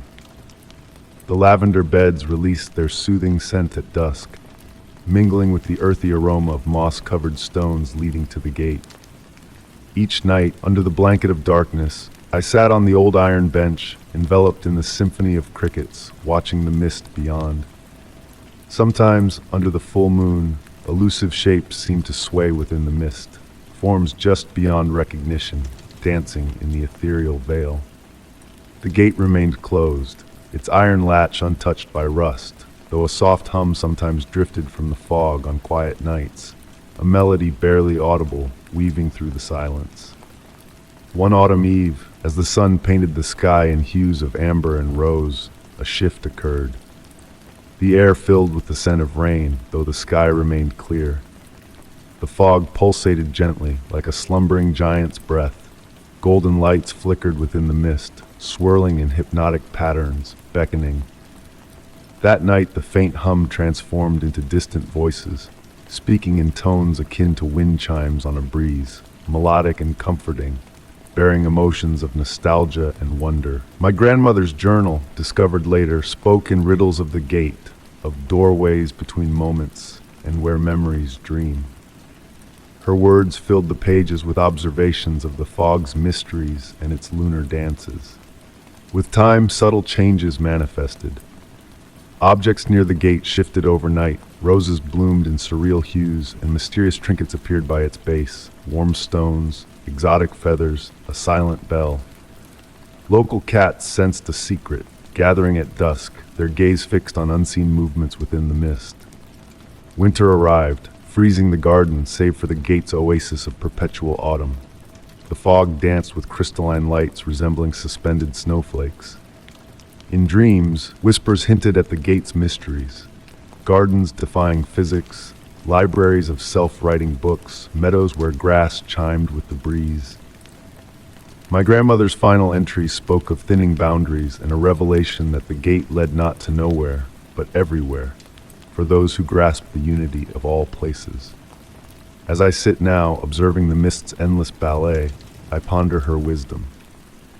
The gate transcends curiosity, offering solace in the enigma, a reminder that mysteries need not be solved to hold meaning. The unknown can be a gentle companion, not a source of fear. In twilight's hush, I sense the gate's secret in the stillness, in the whispers between heartbeats, in the pause between thoughts. It leads not to a destination, but a state of mind where tranquility and mystery intertwine harmoniously. And so I keep my evening watch, serenaded by crickets and roses, the gate's tranquility embracing those who listen. The mystery of a path to nowhere feeling like home is perhaps the greatest revelation of all. Story 16. The gentle patter of rain against the cobblestones serenaded the evening air, enveloping the old village in a calming symphony. Each droplet played its part in the rhythmic orchestra, blending with the soft echoes of my footsteps as I strolled along the familiar path. The mist embraced the street lamps like wisps of silk, casting a warm, diffused light that barely pierced the encroaching darkness. A medley of scents, from damp earth to aged wood and the sweet perfume of night-blooming jasmine, mingled in the cool night air, weaving a tapestry of tranquility. During one of these peaceful walks, amidst the soothing rainfall, I detected a curious anomaly. Beneath the steady drumming of the raindrops, I discerned footsteps that did not belong to me. They were delicate, almost hesitant, as if treading on freshly fallen snow. Yet when I turned to investigate, the street lay empty, save for the dancing shadows cast by the flickering lamplights. The following evening beckoned me back to that same street, now devoid of rain. The sky painted in deep hues of twilight, the ancient stones whispered tales of bygone footsteps that had traversed them over centuries. As I trailed my hand along the weathered garden wall, tracing the path of those phantom footsteps, I heard them again, a subtle tap-tap-tap echoing a ghostly stroll. The pattern emerged, starting at the corner by the baker's shop, passing the old fountain, and fading near the village school's entrance. The sound, now clearer without the rain's veil, carried a spectral lightness that left me questioning reality. Driven by curiosity, I sought answers at the local library, where the silver-haired librarian shared tales of a long-ago teacher who roamed the village streets at dusk, ensuring her students' safety. Night after night, I revisited those streets, unraveling layers of the enigma. The phantom steps, at times accompanied by the rustle of fabric or a hint of lavender, followed a predictable route, pausing by invisible windows and conjuring scents of a time long past. Local folklore intertwined with my observations, painting a portrait of a mysterious figure traversing the misty evenings. Children's whispers spoke of a tall, slender presence draped in shadows, her footsteps a constant companion on her timeless journey through the village. One tranquil evening, as twilight settled and stars emerged, I perched on a weathered stone bench near the fountain. The warm air held a lingering embrace of the fading day. And then, as if on cue, the ethereal footsteps drew near, accompanied by a faint, unfamiliar hum. The presence passed by closer than before, a fleeting chill in the air hinting at a spectral visitation. The mystery of the phantom steps lingered, intertwined with the village's essence, like the stones of its ancient buildings. On nights of perfect stillness, the gentle footfalls would echo through the streets, a reminder of timeless care and dedication. The elderly librarian's words echoed in my mind, suggesting that some mysteries are meant to be felt rather than solved, like the passage of seasons or the march of time. As I sit by my window on yet another quiet evening, the familiar steps drift through the night, a comforting presence akin to rain on tiled roofs or the whisper of wind through narrow alleys. I ponder the spectral teacher's watchful gaze over the village, her eternal rounds a testament to a devotion transcending mortality. The enigma deepens with each passing night, shrouded in the tranquility of a lullaby, its riddles floating in the realm between wakefulness and dreams. The village carries on its peaceful existence, guided by the phantom footsteps that weave stories for those willing to listen, a gentle reminder of a care that endures beyond time itself. Story 17. The autumn breeze whispered through the aged stones, carrying the soft rustle of fallen leaves across the cemetery grounds. I strolled along the narrow dirt path winding between the graves, my steps hushed by the thick carpet of red and golden foliage. The evening air held a distinct clarity that accompanies the shift of seasons, crisp and pure, mingled with the earthy fragrance of decay and rebirth. My nightly walks had evolved into a ritual, a way to unburden my mind after long hours spent in my study. The ancient cemetery, adorned with slanting headstones and elaborate monuments, provided a serene sanctuary from the chaos of everyday life. The marble angels stood sentinel over my journey with their unchanging gazes, their wings worn smooth by decades of rain and wind. On that particular evening, a sense of difference lingered in the air. It felt heavier, pregnant with meaning. Perhaps it was the way the setting sun bathed each headstone's edge, elongating their shadows, or how the wind hesitated between gusts as though pausing in anticipation. My usual route led me through the older section of the cemetery, where weathered stones leaned askew, their inscriptions nearly erased by time's touch. As I walked, a peculiar sight caught my eye. The light played tricks, or so I believed at first. Each time I passed a headstone, its shadow lingered a moment too long, reaching out towards me like a gentle beckoning before receding.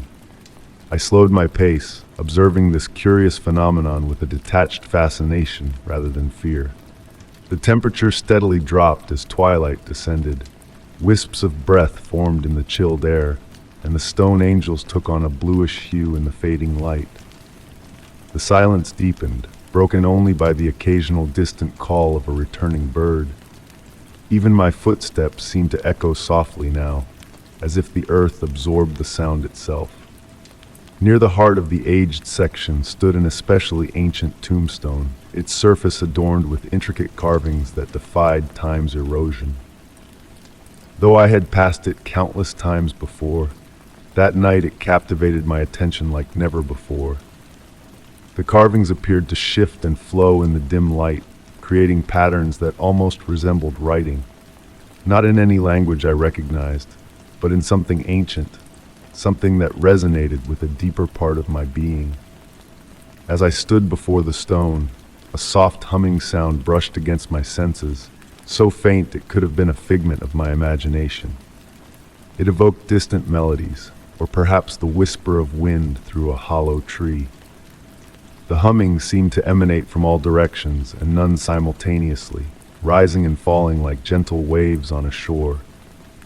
The shadows around me continued their mysterious ballet, morphing with a fluid grace that defied the rigid shapes of the tombstones casting them.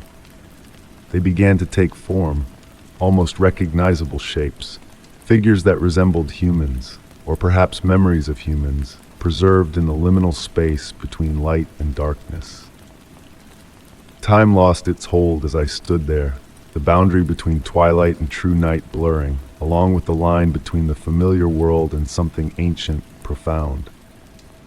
The humming grew slightly louder, resonating within my chest, a gentle vibration synchronized with my heartbeat.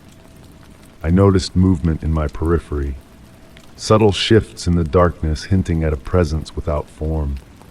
The shadows no longer merely reached towards me, they enveloped me, like curious spirits examining a stranger. Yet their movements held no malice, only a profound wisdom and age that made me feel simultaneously infinitesimal and connected to a vast eternal presence. The carvings on the ancient stone continued their fluid dance, and I began to comprehend that they were not random patterns but a language of sorts, not meant for the eyes to read, but for the soul to feel. Each shifting line narrated tales of those who had passed through, their lives and deaths merging into the eternal cycle silently observed by the cemetery. As the night deepened, the humming gradually faded, and the shadows retreated to their rightful places. The carvings on the stones stilled once more, though I understood now that their stillness was but a momentary pause in a dance spanning centuries, destined to continue long after my time had passed. I lingered until the first light of dawn painted the eastern sky. Morning dew clung to my garments, and my feet grew numb from standing so long. Upon finally turning to depart, a profound realization settled deep within me. Not a burden, but a gift of comprehension that defied simple explanation. From that night onward, my evening walks took on a new essence. The cemetery ceased to be merely a place for quiet contemplation. It transformed into a living archive of shadows and murmurs, each stone a chapter in an eternal tale. Sometimes, when the light waned just right and the wind held its breath, I could still hear that gentle humming, beckoning me back to the space between moments where past and present, light and shadow, life and death intertwined in a beautifully enigmatic manner. The shadows continued to reach for me as I traversed the path amidst the ancient tombstones, yet I no longer questioned their presence. Instead, I welcomed them as familiar companions, silent witnesses to my journey through the twilight realm, where memory and mystery twirled in their eternal dance. And at times, just sometimes, I found myself humming along with that ancient, nameless melody that seemed to rise from the very earth beneath my feet. Story 18.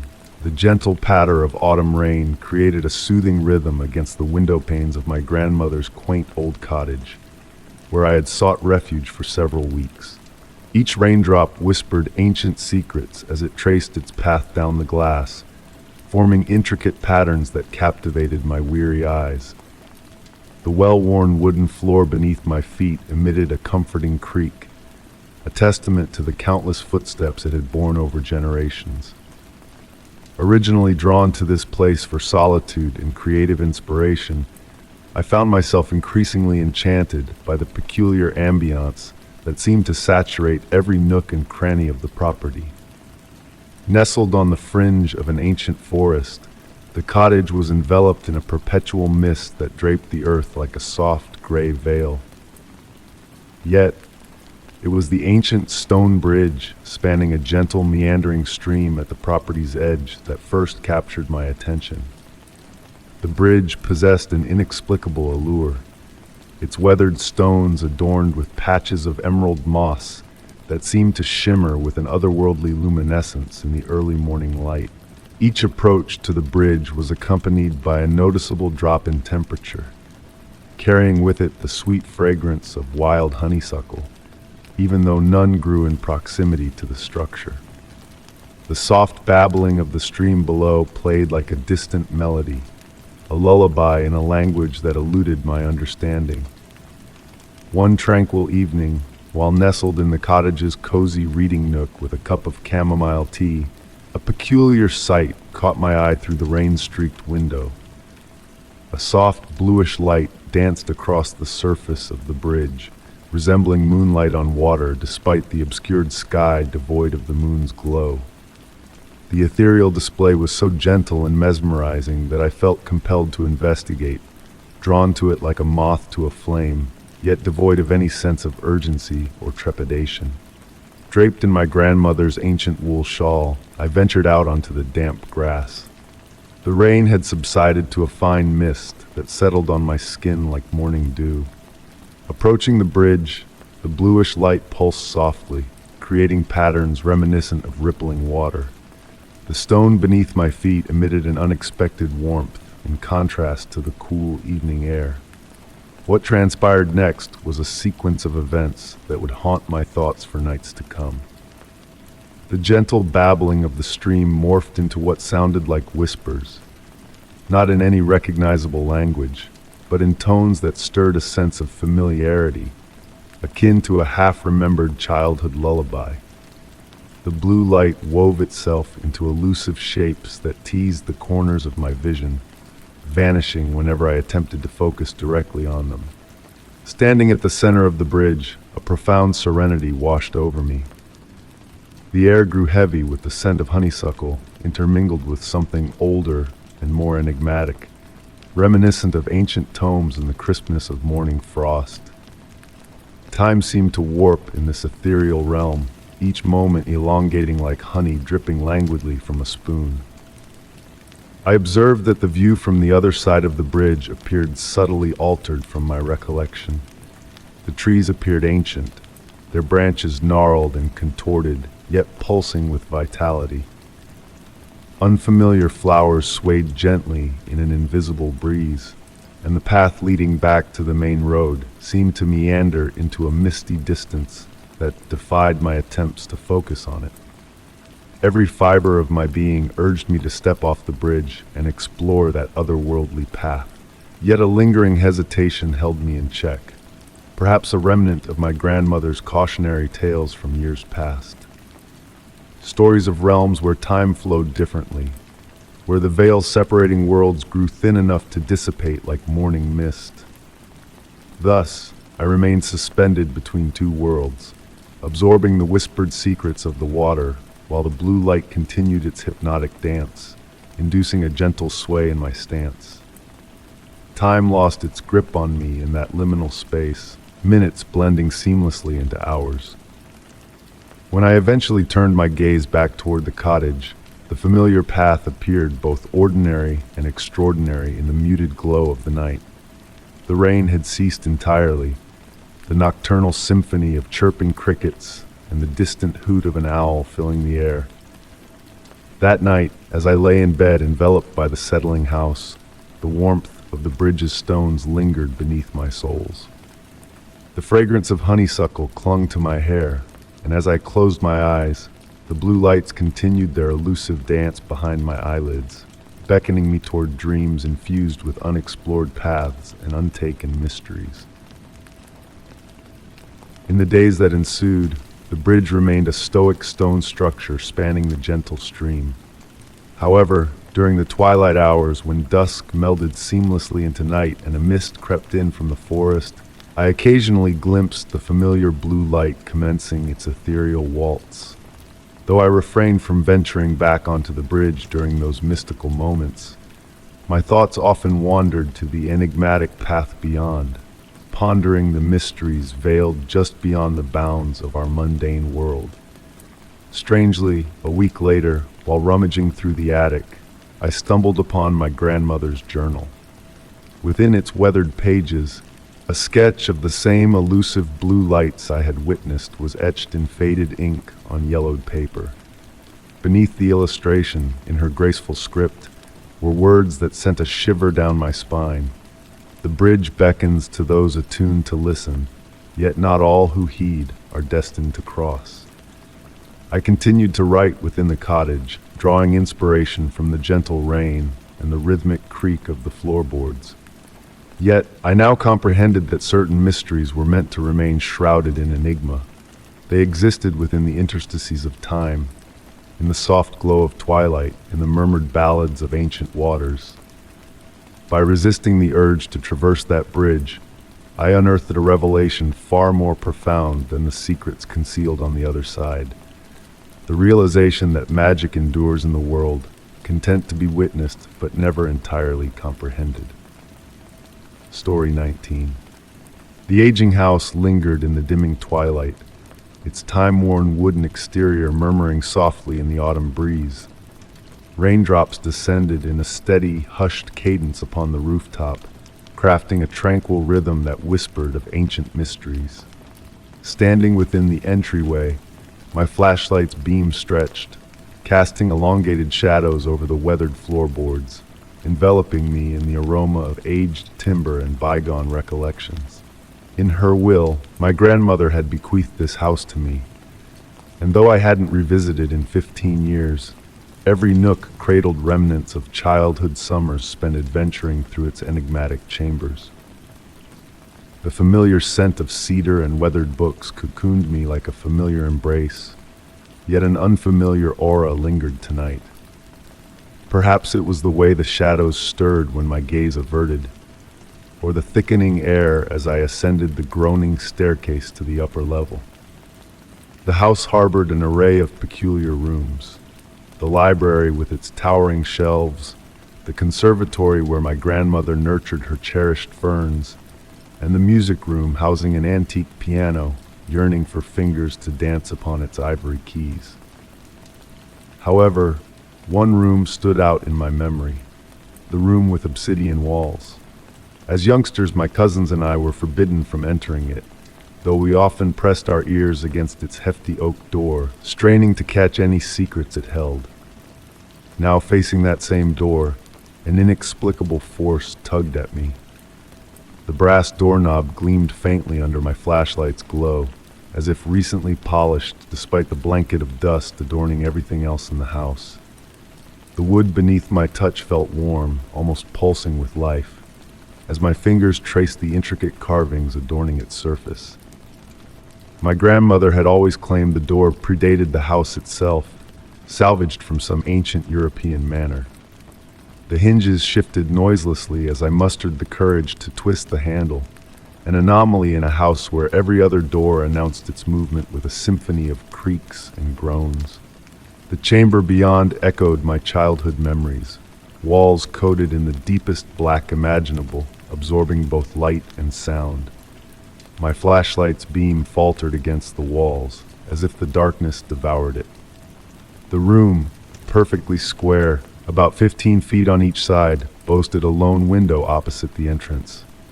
White curtains fluttered in an imperceptible breeze, casting shifting patterns against the ebony walls. The hardwood floor, matching the rich mahogany of the rest of the house, gleamed as though submerged in dark water, creating the illusion of boundless depth. At the room's center stood a solitary piece of furniture, an ornate full-length mirror in a silver frame, its surface veiled with age. Approaching, my footsteps softened, as if the air had thickened around me. The mirror's frame bore intricate symbols that seemed to shift and transform when viewed from different angles. Some resembled letters from unfamiliar alphabets, while others resembled intricate depictions of stars and lunar phases. Outside, the rain's gentle symphony persisted, yet within the room, the sound grew distant, ethereal. Drawn to the mirror, my reflection appeared distorted and unfamiliar in its aged glass. With prolonged observation, I discerned subtle discrepancies, a slight lag in my movements, a shadow diverging from my own, hints of other shapes moving within the depths behind my reflection.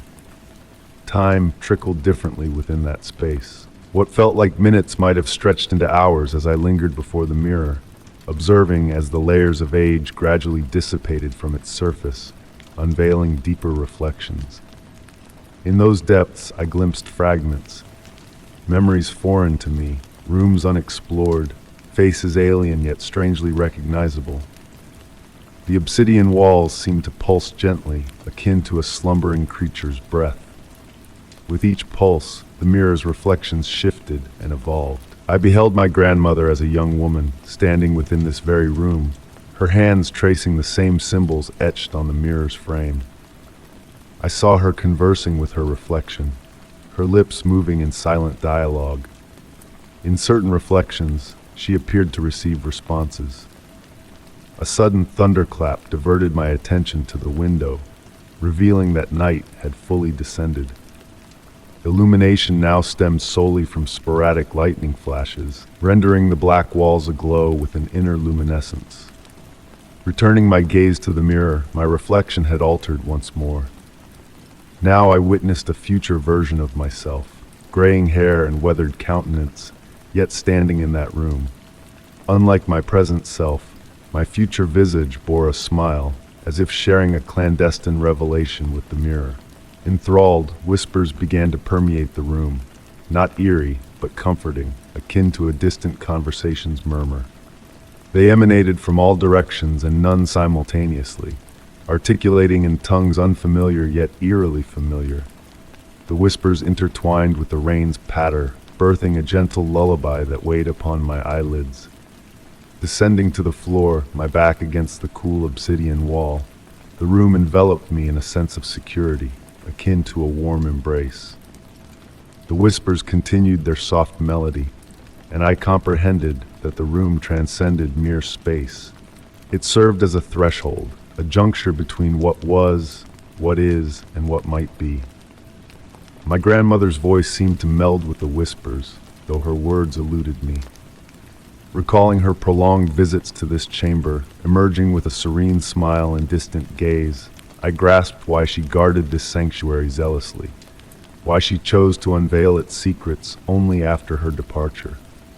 Drifting into slumber, I realized that the room with obsidian walls defied comprehension. It beckoned to be experienced, to be sensed. It existed as a realm where time and memory converged like watercolors on damp paper, where the boundaries between past and present, reality and dreams, blurred akin to the reflections in that ancient mirror. The last recollection prior to succumbing to slumber was the sensation of being observed, not with malice, but with the tender vigilance of a guardian. The obsidian walls seemed to envelop me protectively, while the whispers melded into a singular, gentle voice that might have been my grandmother's, mine, or the room's own. Upon awakening the ensuing morning, sunlight bathed the room through the white curtains, casting ordinary shadows on the obsidian walls. The mirror remained silent and clouded, presenting solely my typical reflection. Yet a transformation had occurred, not within the room, but within me. I had been bestowed a gift, not answers, but queries, not certainties, but potentialities. Residing in the house presently, the room with obsidian walls emerged as my preferred spot for contemplation, reverie, and reminiscence. At times, amidst the tranquil hours between midnight and dawn, when rain taps gently against the window and the moon weaves silver patterns upon the floor, the whispers return. They withhold their enigmas, yet serve as a reminder that certain mysteries evade resolution. They are meant to be embraced, akin to old companions who visit in the night, leaving naught but a faint trace of their presence come morning. The mirror stands resolute at the room's center, and occasionally, glimpsing movement within its depths, I smile, cognizant that somewhere my grandmother smiles as well. The chamber with obsidian walls guards its secrets closely, yet imparts its enchantment upon those willing to sit serenely and heed the tales inscribed in shadows upon its ceaseless dark expanse. Story 20. In the hush of evening, the air whispered the arrival of autumn, its touch gentle and cool against my skin as I strolled down the winding path through the ancient forest. Towering trees reached for the sky, painted in deep purples and muted oranges, their leaves murmuring a soothing melody in the fading light. Each step I took on the moss-covered ground felt like a soft embrace, blending seamlessly with the forest's own rhythmic heartbeat. These evening walks had always brought me solace, but tonight carried a different allure. A peculiar stillness lingered in the air, as if the forest held its breath, anticipating something unseen. As darkness cloaked the woodland, a faint light caught my eye, a delicate glow hovering between weathered tree trunks. Its pulse was slow, akin to a slumbering heartbeat, casting gentle shadows that waltzed across the bark. At first, I mistook it for a firefly, but this light held a steady, enchanting rhythm, unlike any firefly's flicker. More lights emerged, each maintaining its own tranquil cadence. Suspended in the air like glistening dewdrops, their golden glow reflected off the evening mist enveloping the forest floor. Delving deeper into the woods, a profusion of lights materialized, weaving intricate patterns that seemed purposeful, like celestial constellations brought down to earth. The usual forest sounds, scurrying creatures, distant bird calls settling for the night, faded into a profound silence that felt more like a sentient presence than mere absence. I found myself moving with deliberate slowness, each step a thoughtful measure. The lights subtly shifted as I passed, as if in response to my presence, maintaining a respectful distance that hinted at their own curiosity about me. The mist thickened, yet instead of obscuring, it enhanced the light's radiance, forming halos that intertwined and parted like a gentle waltz. A faint scent wafted on the mist, ancient and sweet, redolent of old books and honey mingled with the earthy forest dampness. Time blurred its edges. The forest transformed into a haven of soft light and shadow, moments flowing seamlessly like a stream. Minutes melded with hours, the lights guiding me further into their enigmatic domain. Then, a peculiar sight halted me in my tracks. Amidst the golden lights, a solitary blue one appeared. Its pulse was deliberate, a slower rhythm hinting at communication. The blue light began to move, tracing an intricate pattern in the air resembling writing in an unfamiliar script. Its movements captivated the others, prompting them to arrange themselves in harmonious patterns, turning the forest into a living tapestry of light. The spectacle was mesmerizing, yet gentle enough not to disrupt the tranquil ambience. A soft breeze rustled the leaves above, carrying a sound, not quite music, not quite whispers, but something in between. It seemed to emanate from the lights themselves, a soothing harmony that resonated deep within my chest. Emotions unnameable, memories not quite mine, permeated the air. Finding a moss-covered log, I sat, immersing myself in the ethereal display. The lights continued their unhurried dance, some drawing near enough to exude a subtle warmth, akin to distant candle flames. The blue light persisted, its pattern evolving into intricate beauty. Observing closely, I discerned subtle movements within each light, delicate swirls and eddies, resembling miniature galaxies encased within the glowing orbs.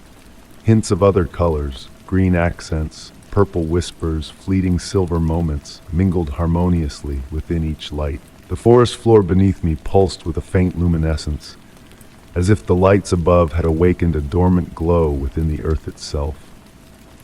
Lost in the gentle spectacle, time slipped away, marked only by the steady pulse of the lights and the rhythm of my own tranquil breath, synchronized with their peaceful tempo. Worries and thoughts dissolved, replaced by a profound sense of serenity. At the first hint of dawn painting the eastern sky, the lights began to fade. Not abruptly, but gradually, like stars yielding to morning's embrace. The blue light lingered, its pattern simplifying into a single point that seemed to nod in my direction before vanishing.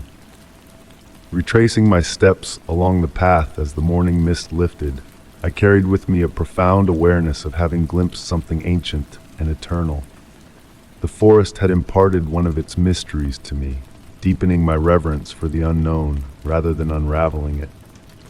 Even now, those lights flicker in my dreams, dancing at the edge of my consciousness, their patterns hinting at meaning before slipping away.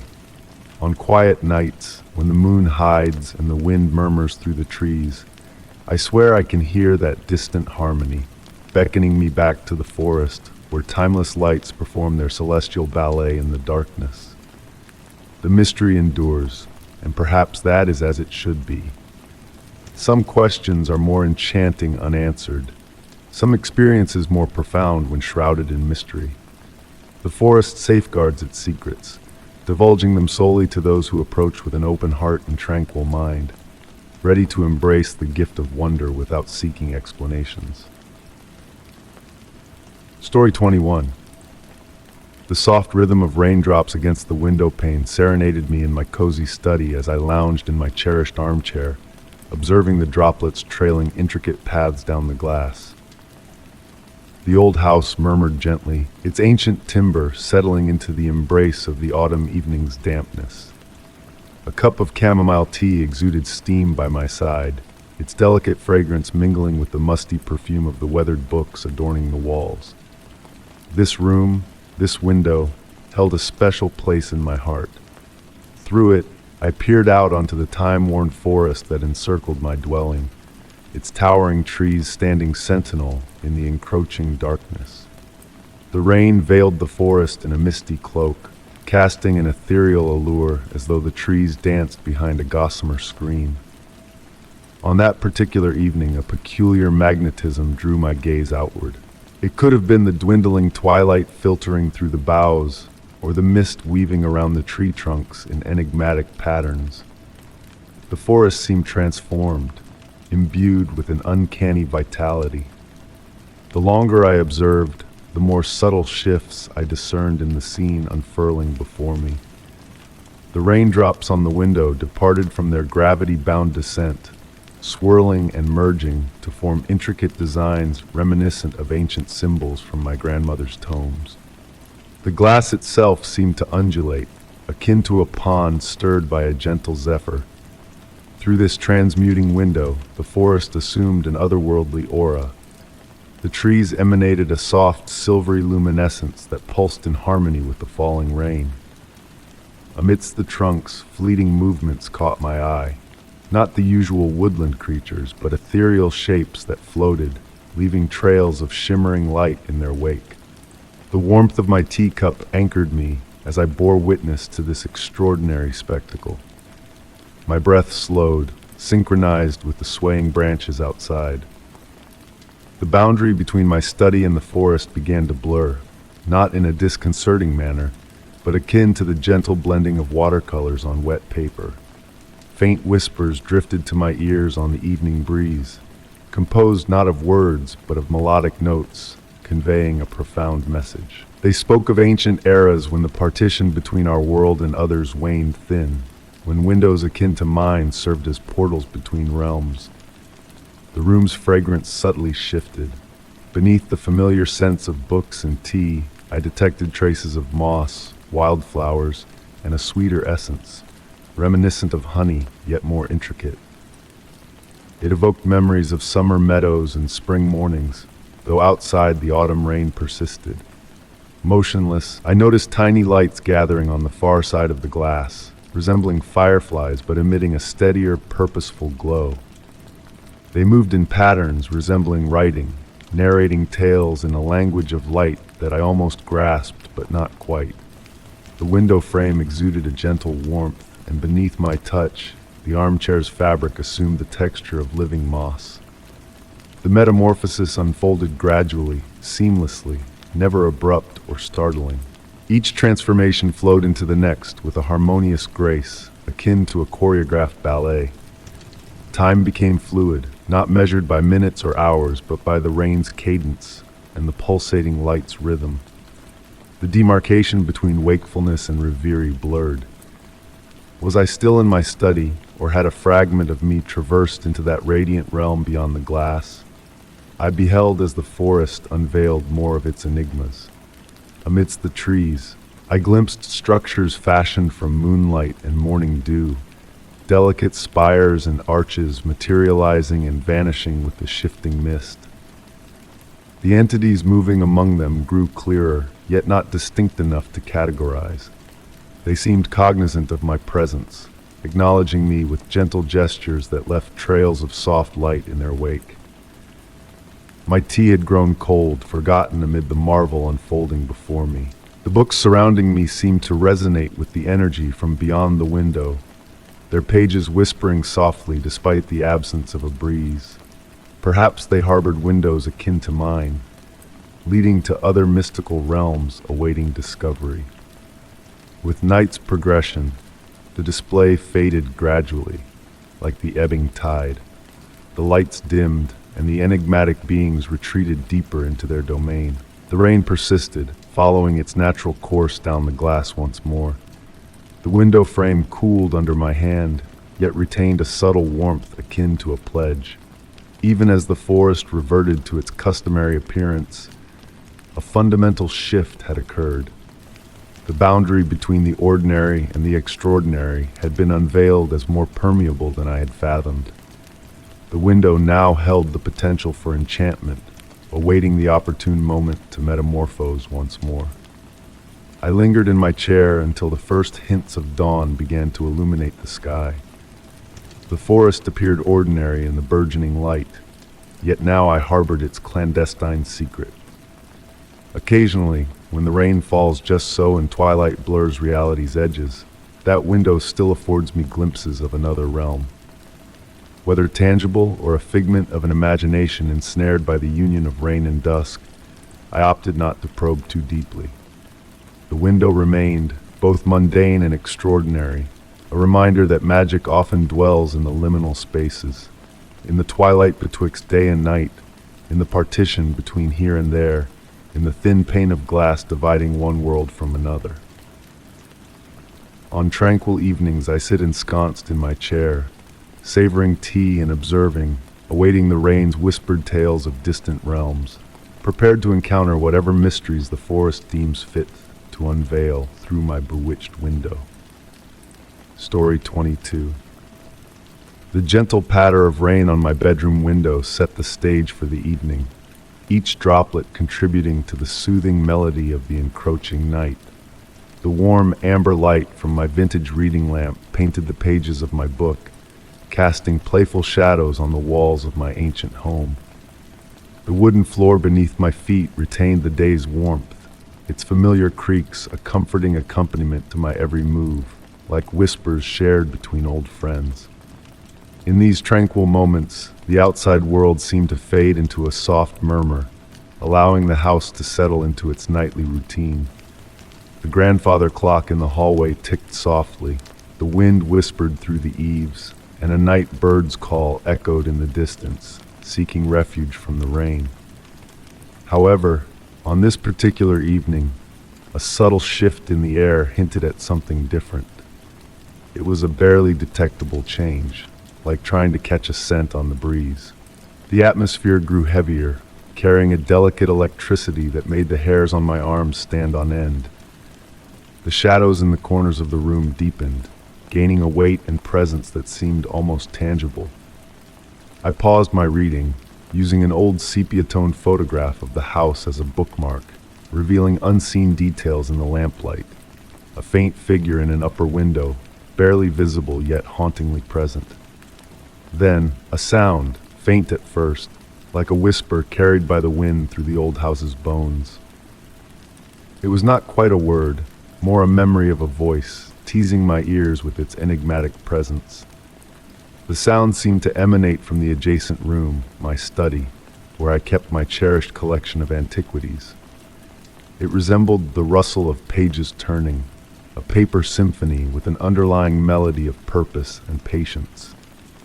As I rose from my chair, the wooden floor seemed to shift beneath me, its creaks now harmonizing with the mysterious sounds from beyond.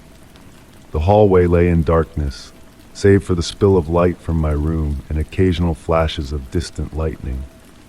I reached for the brass handle of the study door, its coolness a stark contrast to the warmth of my palm.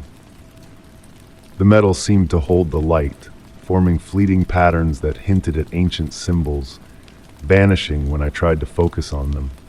The whisper returned, clearer now, resonating through the door with a warmth akin to a summer's day and the crispness of autumn leaves, carrying a familiarity that stirred something deep within me. Opening the door revealed the study unchanged, yet fundamentally transformed. Leather-bound books lined the shelves, their spines catching the soft light, while an enigmatic sheet of paper lay on the desk, a silent message waiting to be deciphered.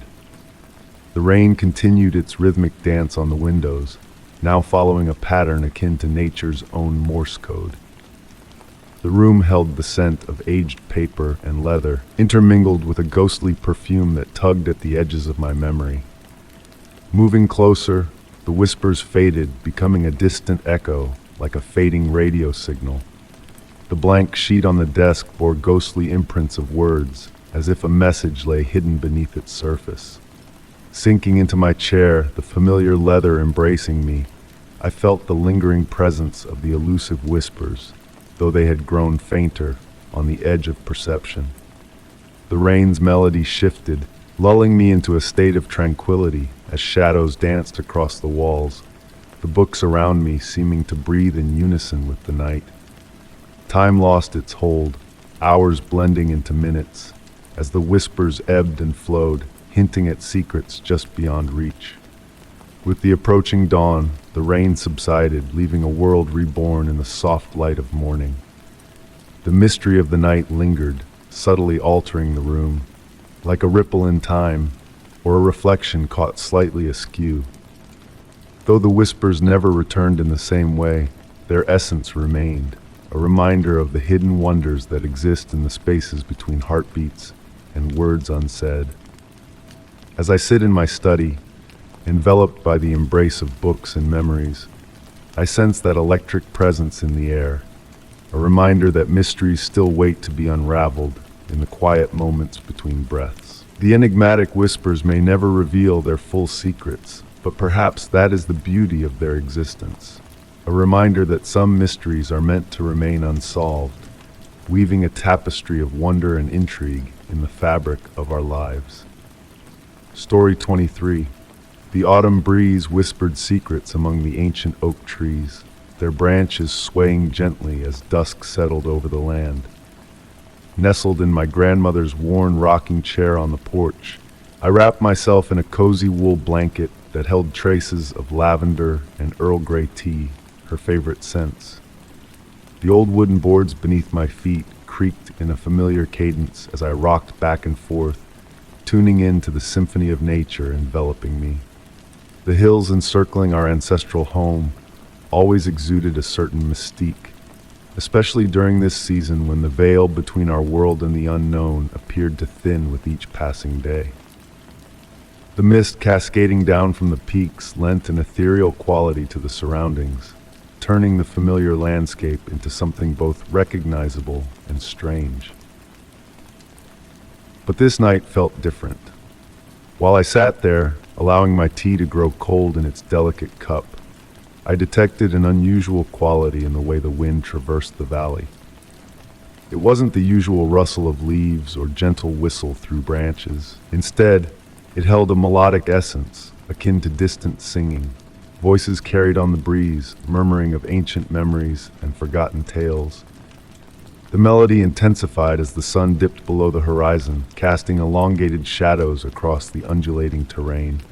Haunting yet strangely soothing, the sound resembled a lullaby, sung in a language unfathomable, yet resonating deep in my core. It evoked memories of my grandmother's tales about the hill spirits, benevolent entities who had watched over our kin for ages. Closing my eyes, I let the enchanting music wash over me. The rocking chair's rhythmic sway synchronized with the song, and I found myself moving in harmony with the evening zephyr.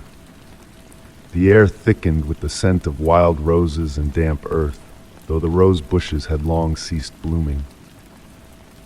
My grandmother often spoke of certain nights when the moon hung just so in the sky and the wind whispered from the east, when the hill spirits would convene to sing their ancient melodies. As children, we dismissed these stories as mere bedtime fables to dispel the darkness. Yet now, seated alone on the porch of the abode that had sheltered 7 generations of our lineage, doubts crept in. The mist continued its descent from the hills, enfolding me in a gentle chill that prompted me to draw the blanket snug around my shoulders. Amidst its swirling tendrils, I discerned faint shapes, ethereal figures moving with a grace not of this world. They flickered at the periphery of my vision, elusive yet persistent, defying mere imagination yet eluding solid form. With the night fully ensconced, the singing grew more distinct, resembling whale song heard through ocean depths, mournful yet captivating, hinting at depths beyond my grasp. The voices intertwined in intricate harmonies, stirring a blend of joy and sorrow in my heart. Each note carried epochs of tales, of lives lived and lost, of joys and sorrows witnessed by these ancient hills.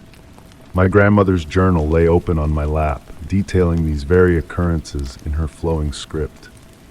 Years of similar experiences filled its pages, each entry more elaborate than the last. The passage I perused recounted an autumn night much like this, when the spirit's song had reached such clarity that she comprehended their purpose. "They sing to remember," she inscribed, "and they sing to help us forget, not to erase the past, but to shed our fear of it. Their song elucidates that time is a circle, not a line, and what appears lost merely awaits rediscovery in another form." The rocking chair's steady swaying had become so natural that it melded into the background. My breathing matched its tempo, and the cool mist enveloping me felt like a tender embrace. In that moment, I grasped my grandmother's allusion to the spirit's song as both a recollection and a liberation. Through half-opened eyes, I observed the mist's ballet on the porch. The forms within grew more defined, fluid shapes gliding like water through air, hinting at rituals and intent beyond my comprehension. Time seemed to dilate as I sat there, wrapped in my grandmother's embrace, ensconced in the spirit's melody. The moon ascended higher, casting its silver glow through the mist, weaving patterns that shifted like living entities. The world morphed into something softer, more enchanting, yet no less tangible. The nocturnal chorus persisted, at times swelling, at times receding to a mere whisper on the breeze. Each stanza narrated a different tale, of spring mornings draped in wildflowers, of summer tempests rocking the ancient oaks, of autumn eves aglow in golden light, and of winter nights cloaked in silent snow. With the first light of dawn tinting the eastern sky, the song gradually waned. The mist retreated to the hills, carrying with it the spectral dancers who had kept me company through the night. The air stilled, laden with morning dew and the promise of a new autumn day. I lingered in the rocking chair, cocooned in my grandmother's blanket, as the world reverted to its customary state. Yet the enchantment of the night lingered, akin to the echo of a beautiful melody resonating after its cessation. Revisiting my grandmother's journal, I took up my pen and inscribed my encounter, adding to the family archive. The hills bore witness as my words flowed across the page, recounting the night's spell. Though the spirit's song had faded with the dawn, it endured in the rustle of wind through leaves, in the creak of the ancient rocking chair, and in the tales transmitted through generations. As the sun ascended above the hills, painting the firmament in hues of rose and gold, I comprehended that the spirit's melody wasn't solely a tune. It was a reminder that magic lingers in the quiet interstices, in the pauses between heartbeats, in our shared memories, and in the narratives we weave. And perhaps, if we remain still and attentive, we might perceive its strains, carrying messages from a realm parallel to ours, distinct yet eternally entwined. Story 24. The soft patter of autumn rain against the windows crafted a tranquil melody as I settled into my newfound sanctuary. The old Victorian residence had stood solitary for years before it became mine, its weathered facade whispering tales of times long past. On that inaugural evening, with twilight painting the sky in muted shades of purple and gray, I found myself nestled in my reading nook, surrounded by piles of yet-to-be-unpacked boxes and the faint aroma of aged wood and leather-bound books. The house had a peculiar way of exhaling. Yes, exhaling. That was the only way to describe the gentle creaking of floorboards and the faint breath of air through the vintage heating vents. Each sound felt purposeful, as if engaged in a dialogue conducted in a language just beyond my comprehension. The wallpaper, a faded pattern of delicate silver vines against cream backdrops, seemed to sway and twirl in my peripheral vision. Yet when I turned to face it directly, everything remained motionless. Sensitivity to atmospheric nuances had always been a part of me, but this house evoked a different sensation. It wasn't unwelcoming, quite the contrary. There was a comforting warmth to it, like being enveloped in a familiar quilt on a chilly night. Yet beneath that coziness lay something else, something that made me pause whenever I traversed certain corners or thresholds. It wasn't fear that gripped me, but rather an intense curiosity, as if the house itself harbored a message it yearned to convey. The first peculiar occurrence unfolded during my second week as a resident.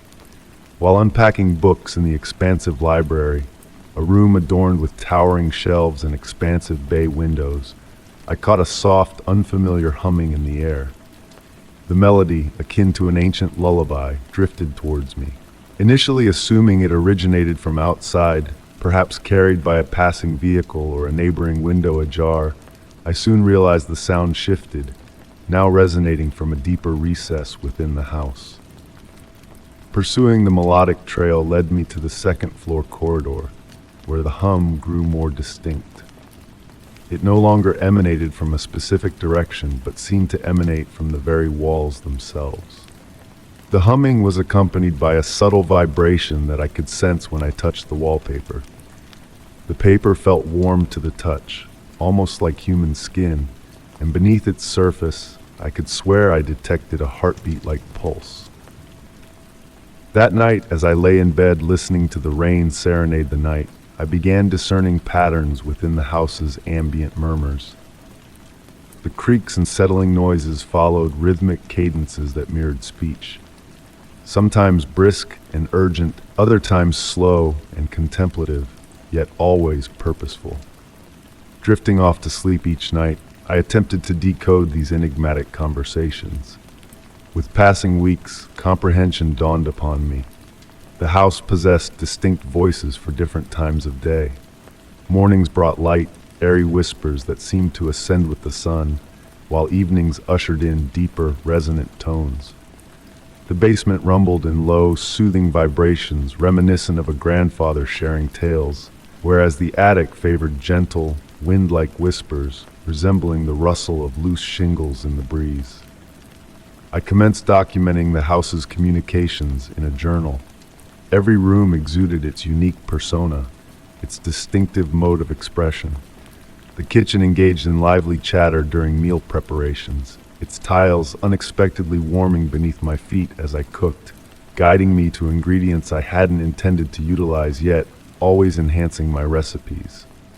The library exuded contentment whenever I read aloud, the sound reverberating off the shelves in harmonious waves. One rainy evening, while seated in my reading nook with a steaming cup of tea, I witnessed something extraordinary. The vine pattern on the wallpaper began shifting more conspicuously than ever before. Instead of the subtle undulations I had grown accustomed to, entire sections of the wall rippled like water. The silver vines twisted and coiled, forming what appeared to be letters before melding back into their original design. I remained utterly still, witnessing this spectacle with wonder rather than dread. The house had never instilled fear within me, and even now, as implausible occurrences unfolded before my eyes, I harbored only a profound sense of privilege, as though I were being granted a glimpse of something rare and exquisite. The letters materialized and dissipated, initially too swift to decipher, but gradually slowing until I could decipher words. Remember them. The message recurred several times before the vines reverted to their customary pattern, leaving me to contemplate its significance. That night, I dreamt of the house in its pristine state when it was first erected. I visualized families congregating in the very rooms I now inhabited, children maturing within these walls, festivities and sorrows etching themselves into the very essence of the structure. The house absorbed it all. Every chuckle, every tear, every whispered confidence and jubilant exclamation.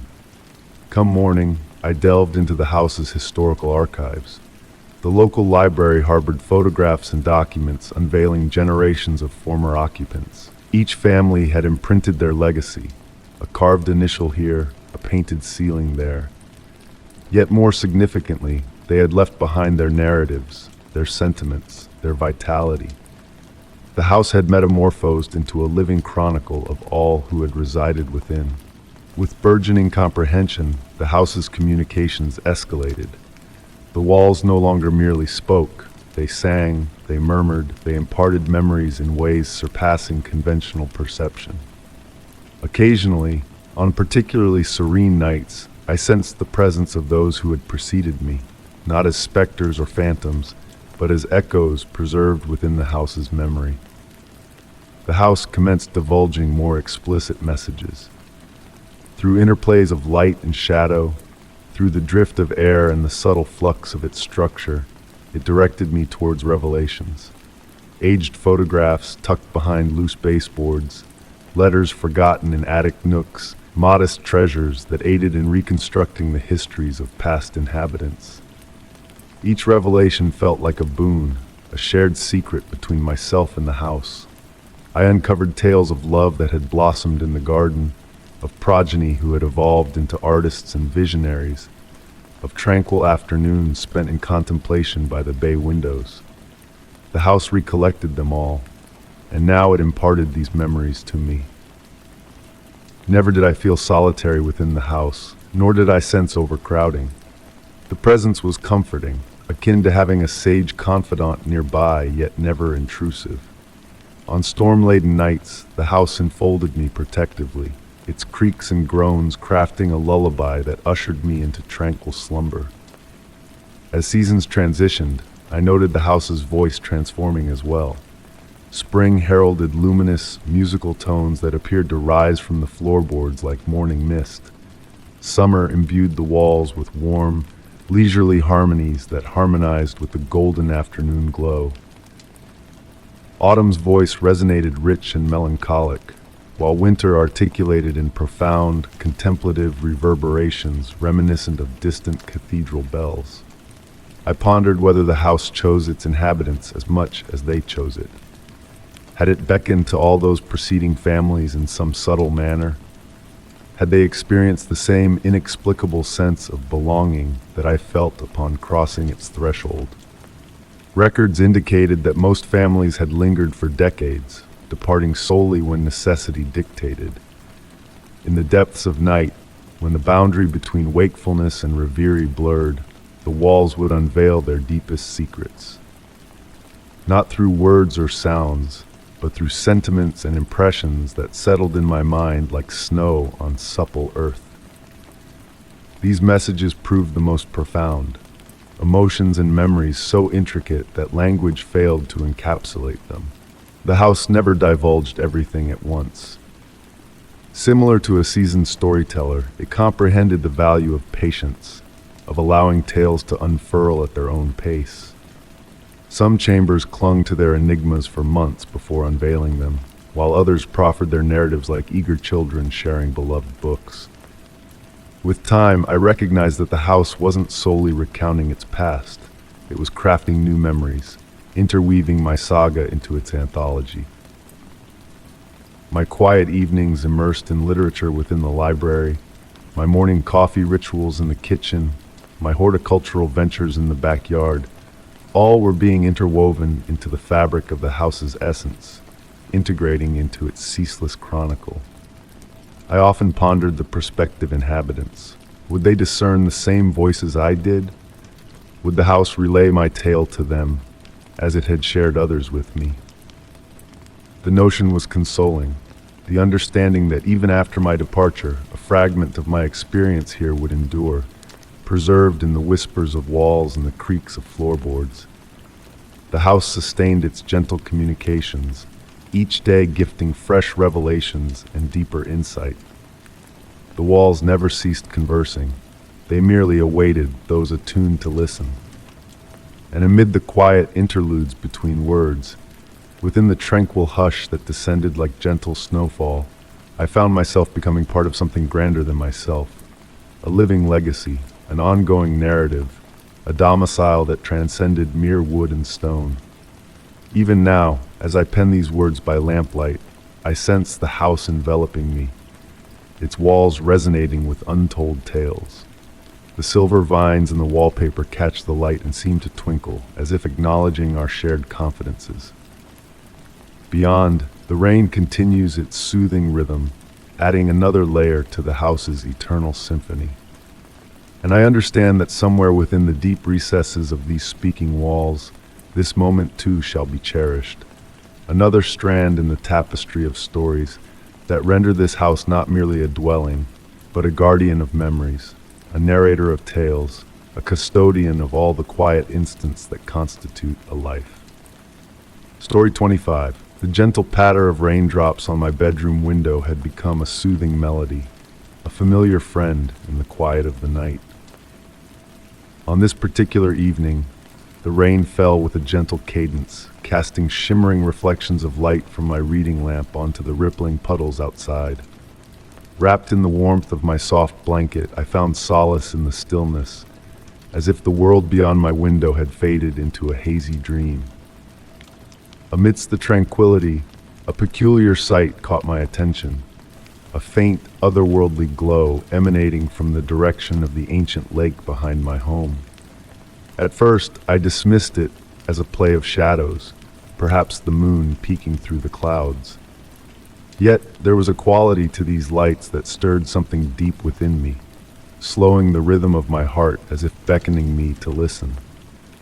The lights danced upon the water's surface, moving with a graceful elegance that held me in a trance. Each flicker painted intricate patterns, reminiscent of fireflies in a slow, mesmerizing waltz. Their reflections on the lake created a symphony of light and shadow, a delicate ballet that seemed to transcend the ordinary.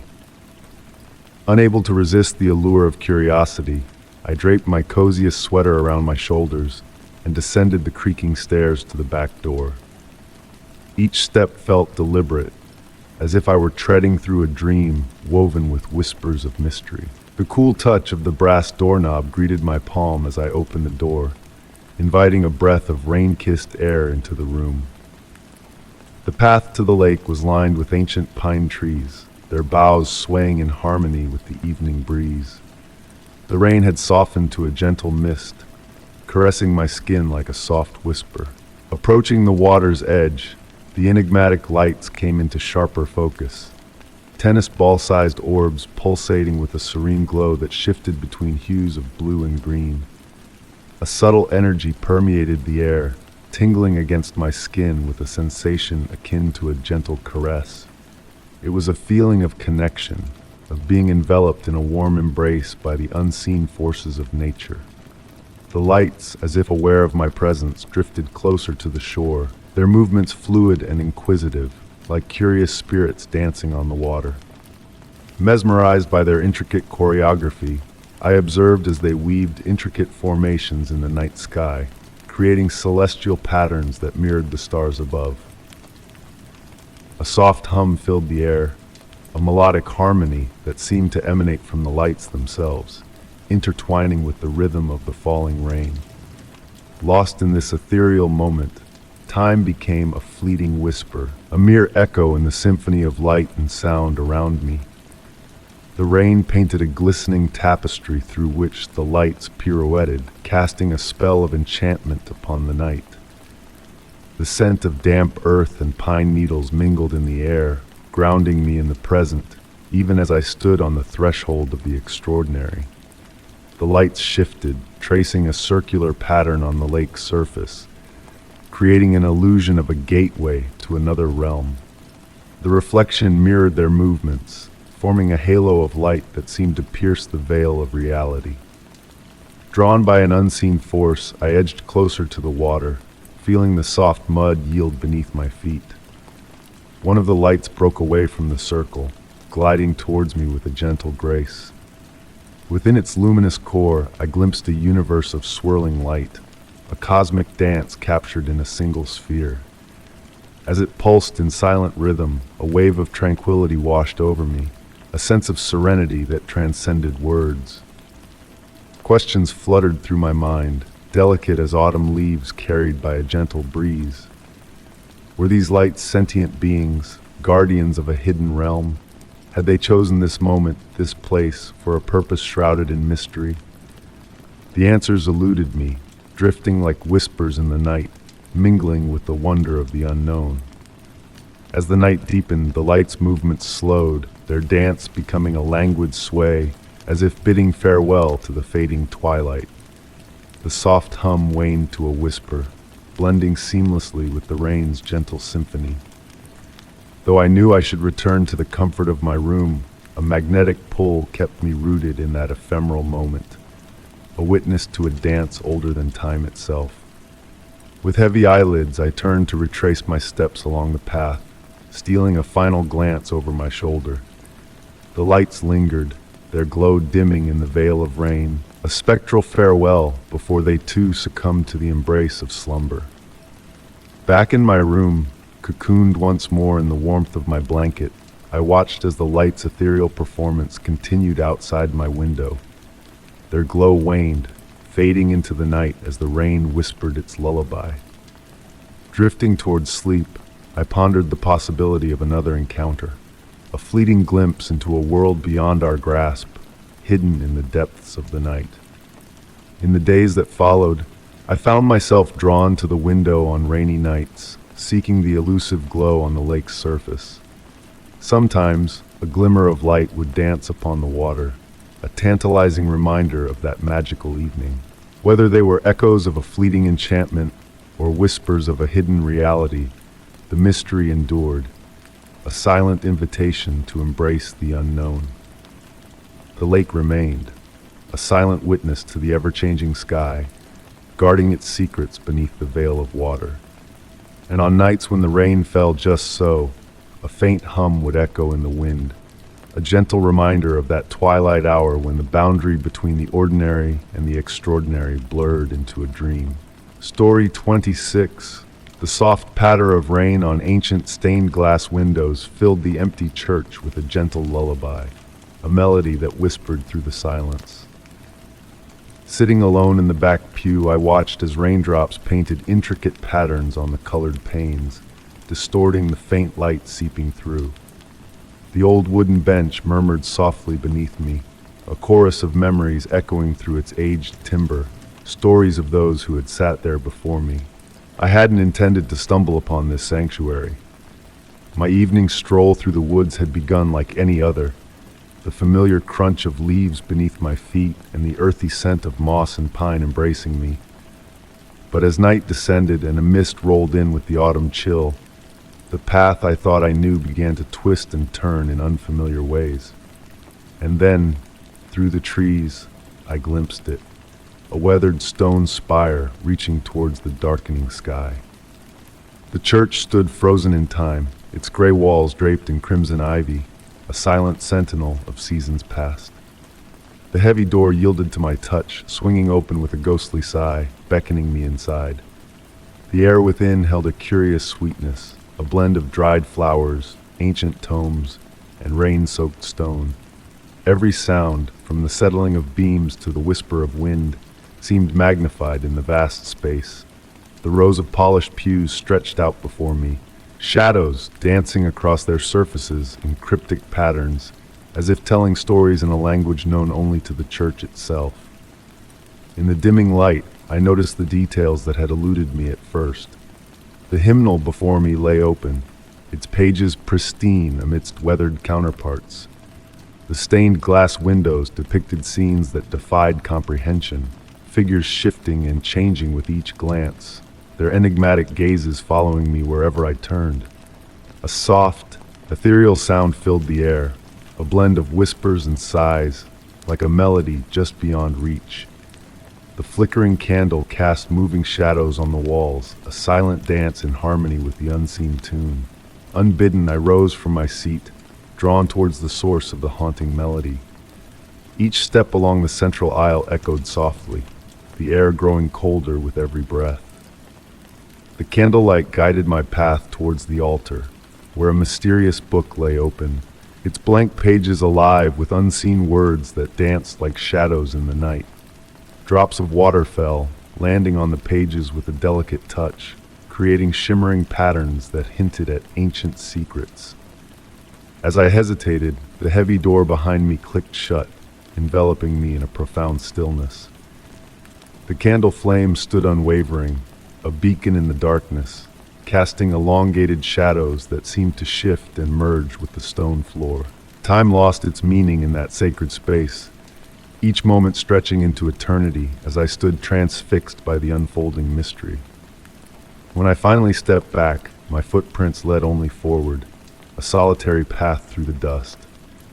The candle burned on, undiminished by the hours that had slipped away unnoticed. The faint humming returned, a reminder of the unseen presence that lingered in the quiet sanctuary. Leaving the church, I found myself bathed in moonlight, the forest alive with shadows and whispers of unseen wonders. Glancing back, I thought I saw a figure at the window, a fleeting glimpse of something otherworldly before it vanished into the darkness. The journey home was effortless, yet the path to the church remained elusive in the light of day. On rainy nights, when the wind carried echoes of that haunting melody, I pondered the enigma of the church and its secrets. Perhaps it was not a question of reality or dream, but of the divine choosing its moment to reveal itself. And as I lay awake, listening to the rain, I imagined that somewhere in the depths of the woods, the candle still burned, waiting for the next soul to uncover its mysteries, to hear the untold hymns that echoed through the shadows. Story 27. The soft patter of autumn rain against my window lulls me into a peaceful state as I delve into the mysteries hidden within the old wooden chest passed down to me by my grandmother. Aged paper and leather intertwine in the air, mingling with the comforting scent of chamomile tea brewing nearby. Tracing the intricate carvings on the chest's surface, I feel time's patient artistry whispering its tales to me, each groove a chapter of its own. Among the treasures nestled inside, faded photographs frozen in time, delicate lace handkerchiefs holding whispered secrets and letters tied with silk ribbons, I stumble upon a peculiar leather-bound book. Its cover bears no markings, save for the gentle impressions left by years of tender handling, the leather worn in places where eager fingers once caressed. As the spine crackles softly under my touch, I open the book to find every page seemingly blank. Not a pristine white canvas, but a weathered cream hue, hinting at the passage of decades. The paper, thick and rich, seems to hold hidden truths within its fibers.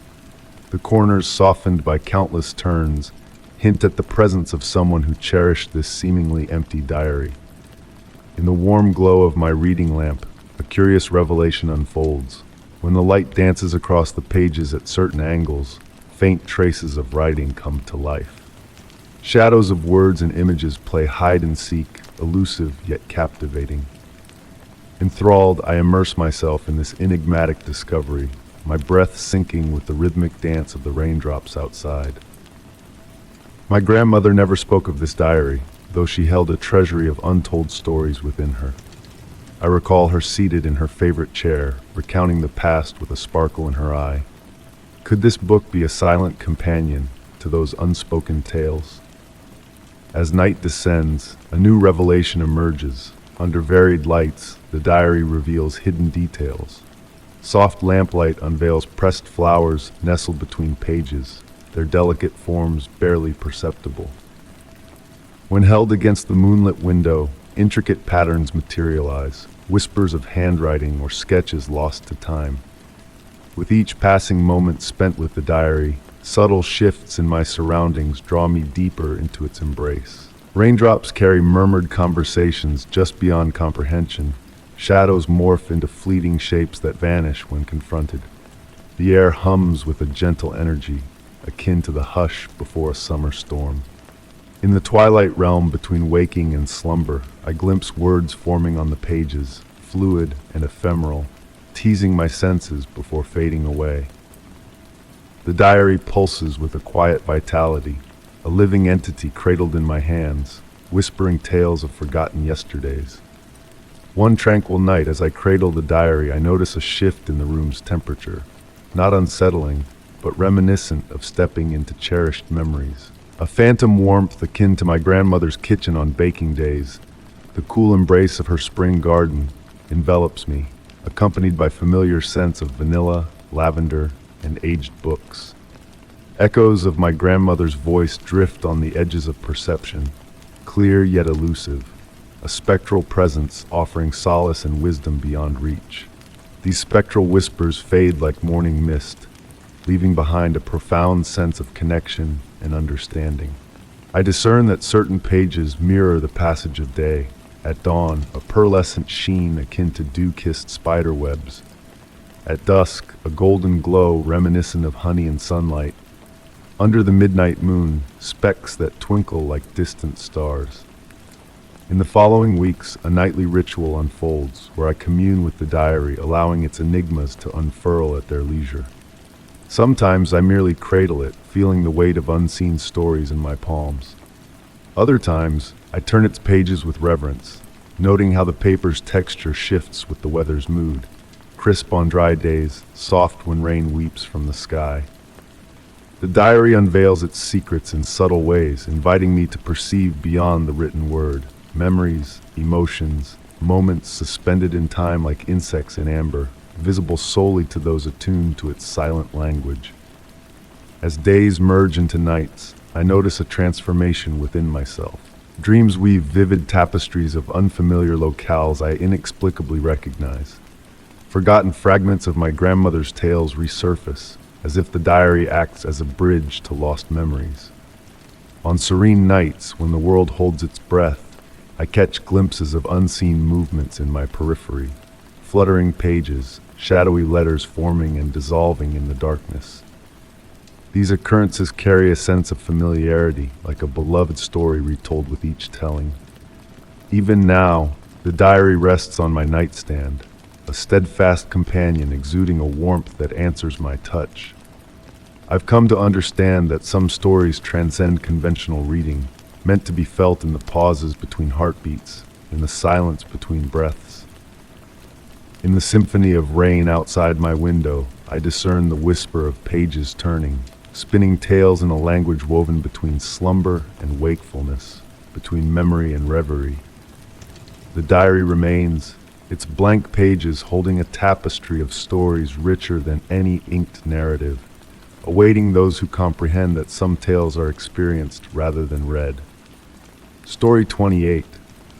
The soft patter of rain on the window panes serenaded me in my grandmother's ancient house, where memories mingled with the scent of aged wood and lavender.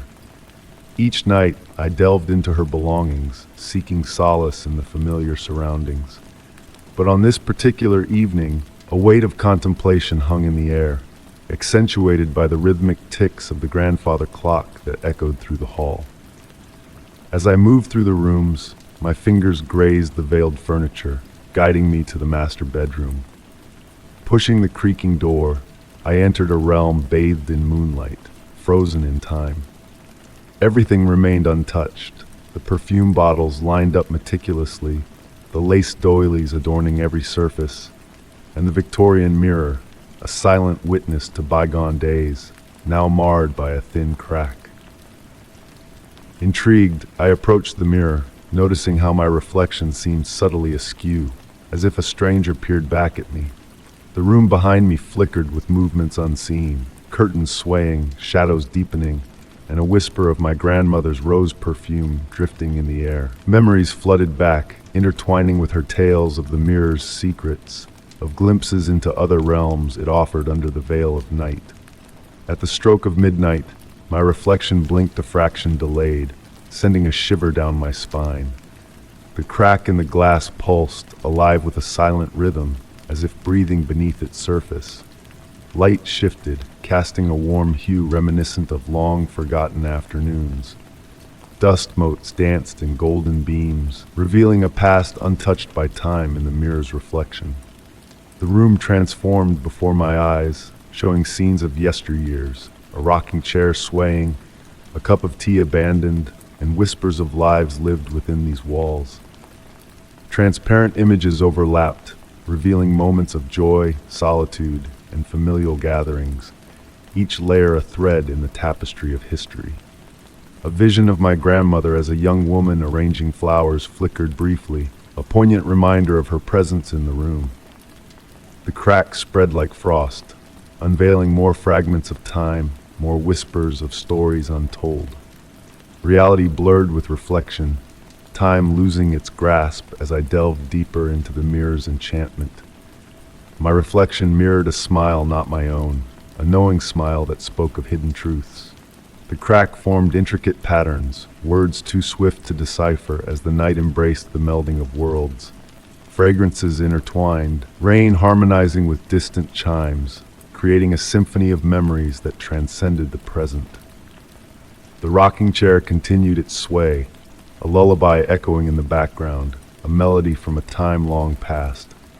Lost in the mirror's spell, I stood transfixed until my reflection slowly faded, leaving behind a web-like pattern etched in the glass. As I prepared to depart, my grandmother's youthful visage greeted me from the mirror, her smile a beacon of wisdom and mystery. Her wave lingered in the air, a silent farewell as the scent of roses enveloped me one final time. I left the crack untouched, a portal to the unknown, a reminder that brokenness can harbor magic within its fractures. On rainy nights, I returned to that room, drawn to the mirror's allure, where my reflection shares secrets in the language of memory and possibility. The crack remains unchanged, a testament to the stories it holds, the lives it mirrors. And in the moonlit stillness, I glimpse the dance of time beyond the glass, embracing the enchantment of a broken reflection. Story 29. The gentle patter of rain against autumn leaves created a soothing rhythm as I wandered along the ancient forest path. The air was cool and heavy with moisture, carrying the earthy scent of wet soil and fallen leaves. Each step I took in my boots was met with a soft squelch as they sank into the dark, damp earth below. It was by pure chance that I stumbled upon the cave during one of my evening strolls. At first glance, it appeared unremarkable, just a shadowy opening in the weathered rock face, partly hidden by a curtain of thick ivy. Yet there was something about the way the wind played with the cave's entrance that intrigued me. It whispered a melodic tune, barely audible but distinct amidst the rustling leaves and woodland sounds. On that first day, I stood mesmerized at the mouth of the cave, listening to the mysterious harmony of wind and stone. The sound was oddly comforting, a deep hum that resonated within me, enveloping me in a warm and peaceful embrace. Day after day, I found myself drawn back, venturing deeper into the darkness, lured by the enigmatic song that beckoned me onwards. Tonight felt different. The rain had been falling steadily, lending a new quality to the cave's whisper, almost like hushed words just beyond comprehension. With my flashlight cutting through the misty darkness, I ventured further inside. Water droplets caught the light as they cascaded from the cave's entrance, creating fleeting sparkles that danced in the air. The cave's walls were smooth, almost polished, adorned with veins of crystalline material that shimmered like frozen rivers. As I delved deeper, these crystals reflected my flashlight in mesmerizing patterns, casting shifting lights that seemed to move of their own accord. The air grew cooler as I progressed, but it wasn't a chilling cold. Rather, it felt like a release, a weight lifting off my shoulders unnoticed until then.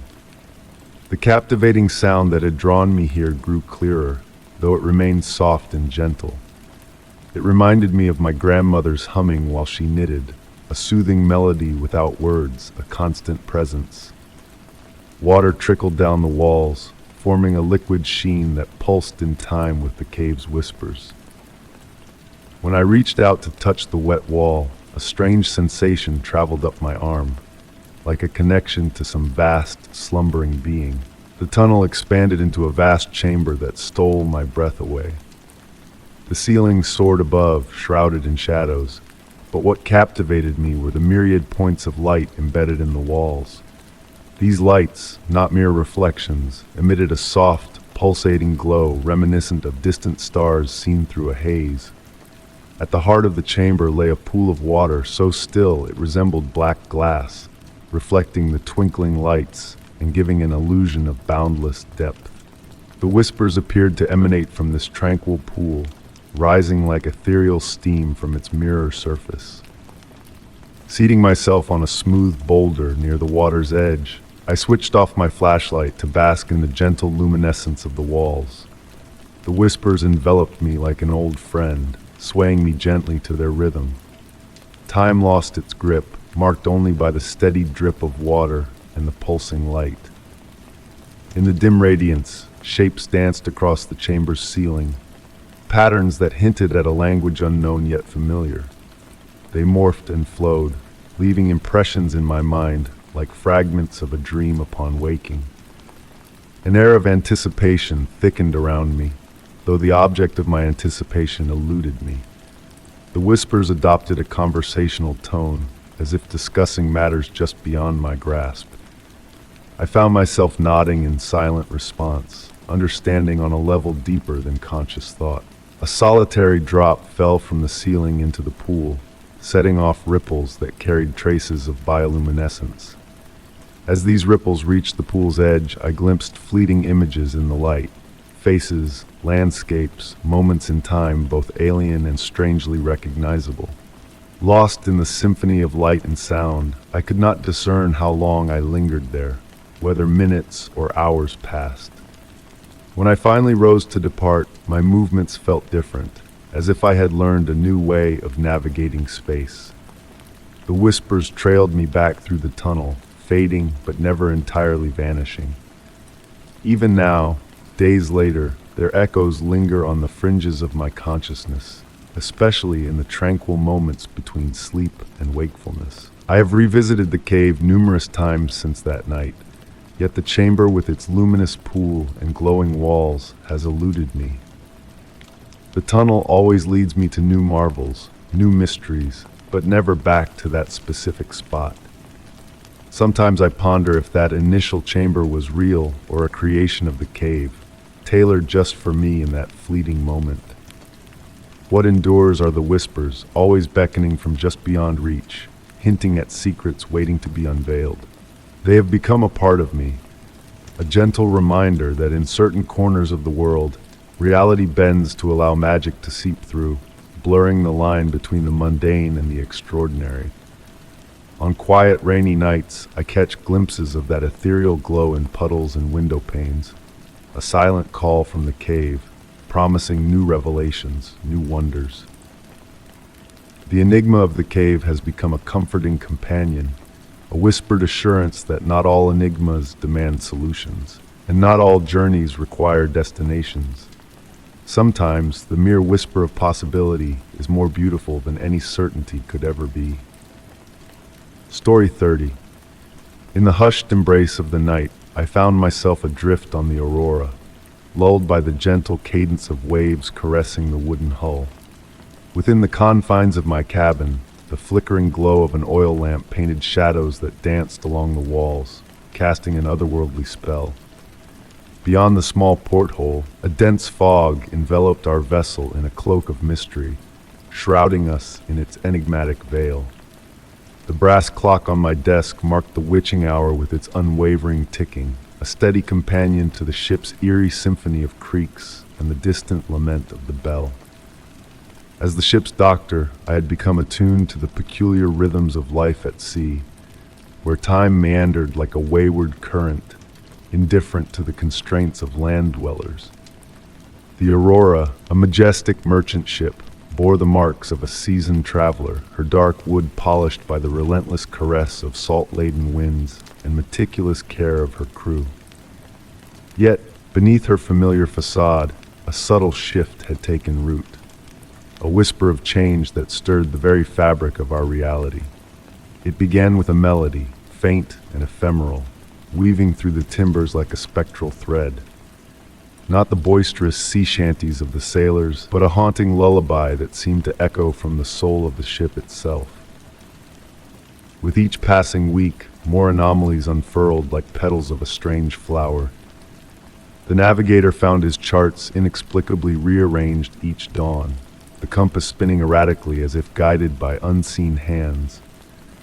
Our intended course seemed to elude us, a tantalizing mirage just beyond the horizon, forever out of reach. Whispers among the crew spoke of dreams woven with threads of ancient harbor, its stone walls weathered by time, its beacon cutting through eternal mist. In these nocturnal visions, the Aurora sailed towards the harbor's embrace, only to find the distance between ship and shore an insurmountable abyss. I meticulously chronicled these peculiarities in my journal, noticing how the very essence of the ship shifted with the waxing and waning of the moon. Under the full moon's watchful eye, the deck exuded a warmth that belied the cool night air, the toll of the ship's bell resonating with a depth that transcended the ordinary. Even the rats, denizens of the lower decks, had vanished without a trace, leaving our provisions untouched. One quiet eve, as I recorded my medical notes, a subtle change in the ship's movements beckoned me to the deck, a silent call to witness the unfolding enigma. The scene that greeted me was nothing short of extraordinary, the fog aglow with an ethereal light, as if stardust had woven itself into its very fibers. The air thrummed with a palpable sense of anticipation, each breath pregnant with the weight of ancient mysteries. The wood beneath my fingertips pulsed with a life of its own, resonating with a warmth that transcended mere timber. At the bow, I stood transfixed as shapes materialized and dissolved in the luminous mist, ephemeral visions that defied comprehension. The boundary between sea and sky blurred, casting us adrift in a realm where reality and dreams intertwined. The symphony of the ocean was supplanted by a distant melody, a chorus of forgotten harmonies that spoke of bygone ages. Beside me, the captain stood, his weathered countenance a mask of serene understanding. "She's searching," he intoned, his hand tracing the ship's ancient grain. In that moment, without words, I grasped the truth. The Aurora was not merely a vessel, but a seeker, guiding us on a voyage that transcended the mundane. Time ebbed and flowed in a dreamlike dance, our provisions never dwindling, our memories of distant shores fading like mist. The crew moved with a quiet acceptance of our surreal existence, their faces alight with the wonder of the unknown. Letters from home ceased to arrive, yet none mourned their absence, as if we had slipped beyond the confines of time itself. The ship's log entries transformed into poetic musings, capturing the essence of our journey in metaphors that defied conventional navigation. My pocket watch, once a bastion of timekeeping, now skewed its hands with capricious whims, each moment a canvas painted with hues unseen by mortal eyes. One fateful night, a new door manifested in the labyrinthine corridors of the ship, its presence a whisper of untold mysteries. Its surface rippled like liquid beneath my touch, a silent invitation that I dared not accept. Each night, it shifted to a new locale, an enigmatic specter haunting our floating sanctuary. Above, the constellations wove tales of forgotten lore, beckoning us to gaze upon stars that bore names only whispered in the deepest recesses of our souls. The night watch witnessed celestial displays that defied explanation, ribbons of light dancing on the horizon in hues alien to earthly realms. In the stillness before dawn, the ship herself spoke to me, her voice a chorus of wind and wave, of ancient yearnings and unfathomable truths. She regaled me with tales of harbors lost to time, of journeys that transcended the confines of mortal understanding.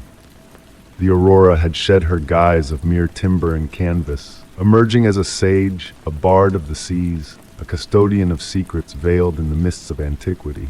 As I pen these words, my memory falters, the ports of origin and destination fading like echoes on the wind.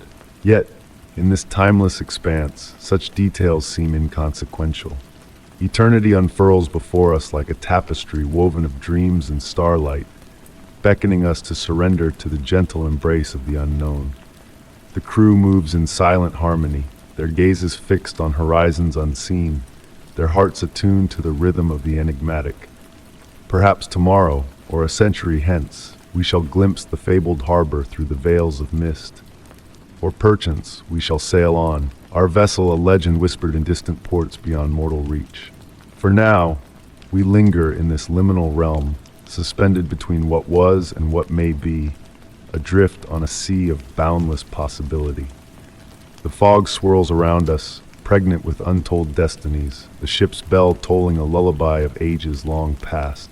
We, the faithful denizens of the Aurora, navigate a realm where the journey itself is the destination, where the mysteries of the deep beckon us ever forward. And so, we sail on through the nebulous expanse, guided by the siren call of impossible stars, our hearts alight with the promise of revelations yet to unfold. Story 31. The soft rhythm of raindrops tapping against my bedroom window had transformed into a familiar melody, a soothing symphony that carried whispers of ancient tales.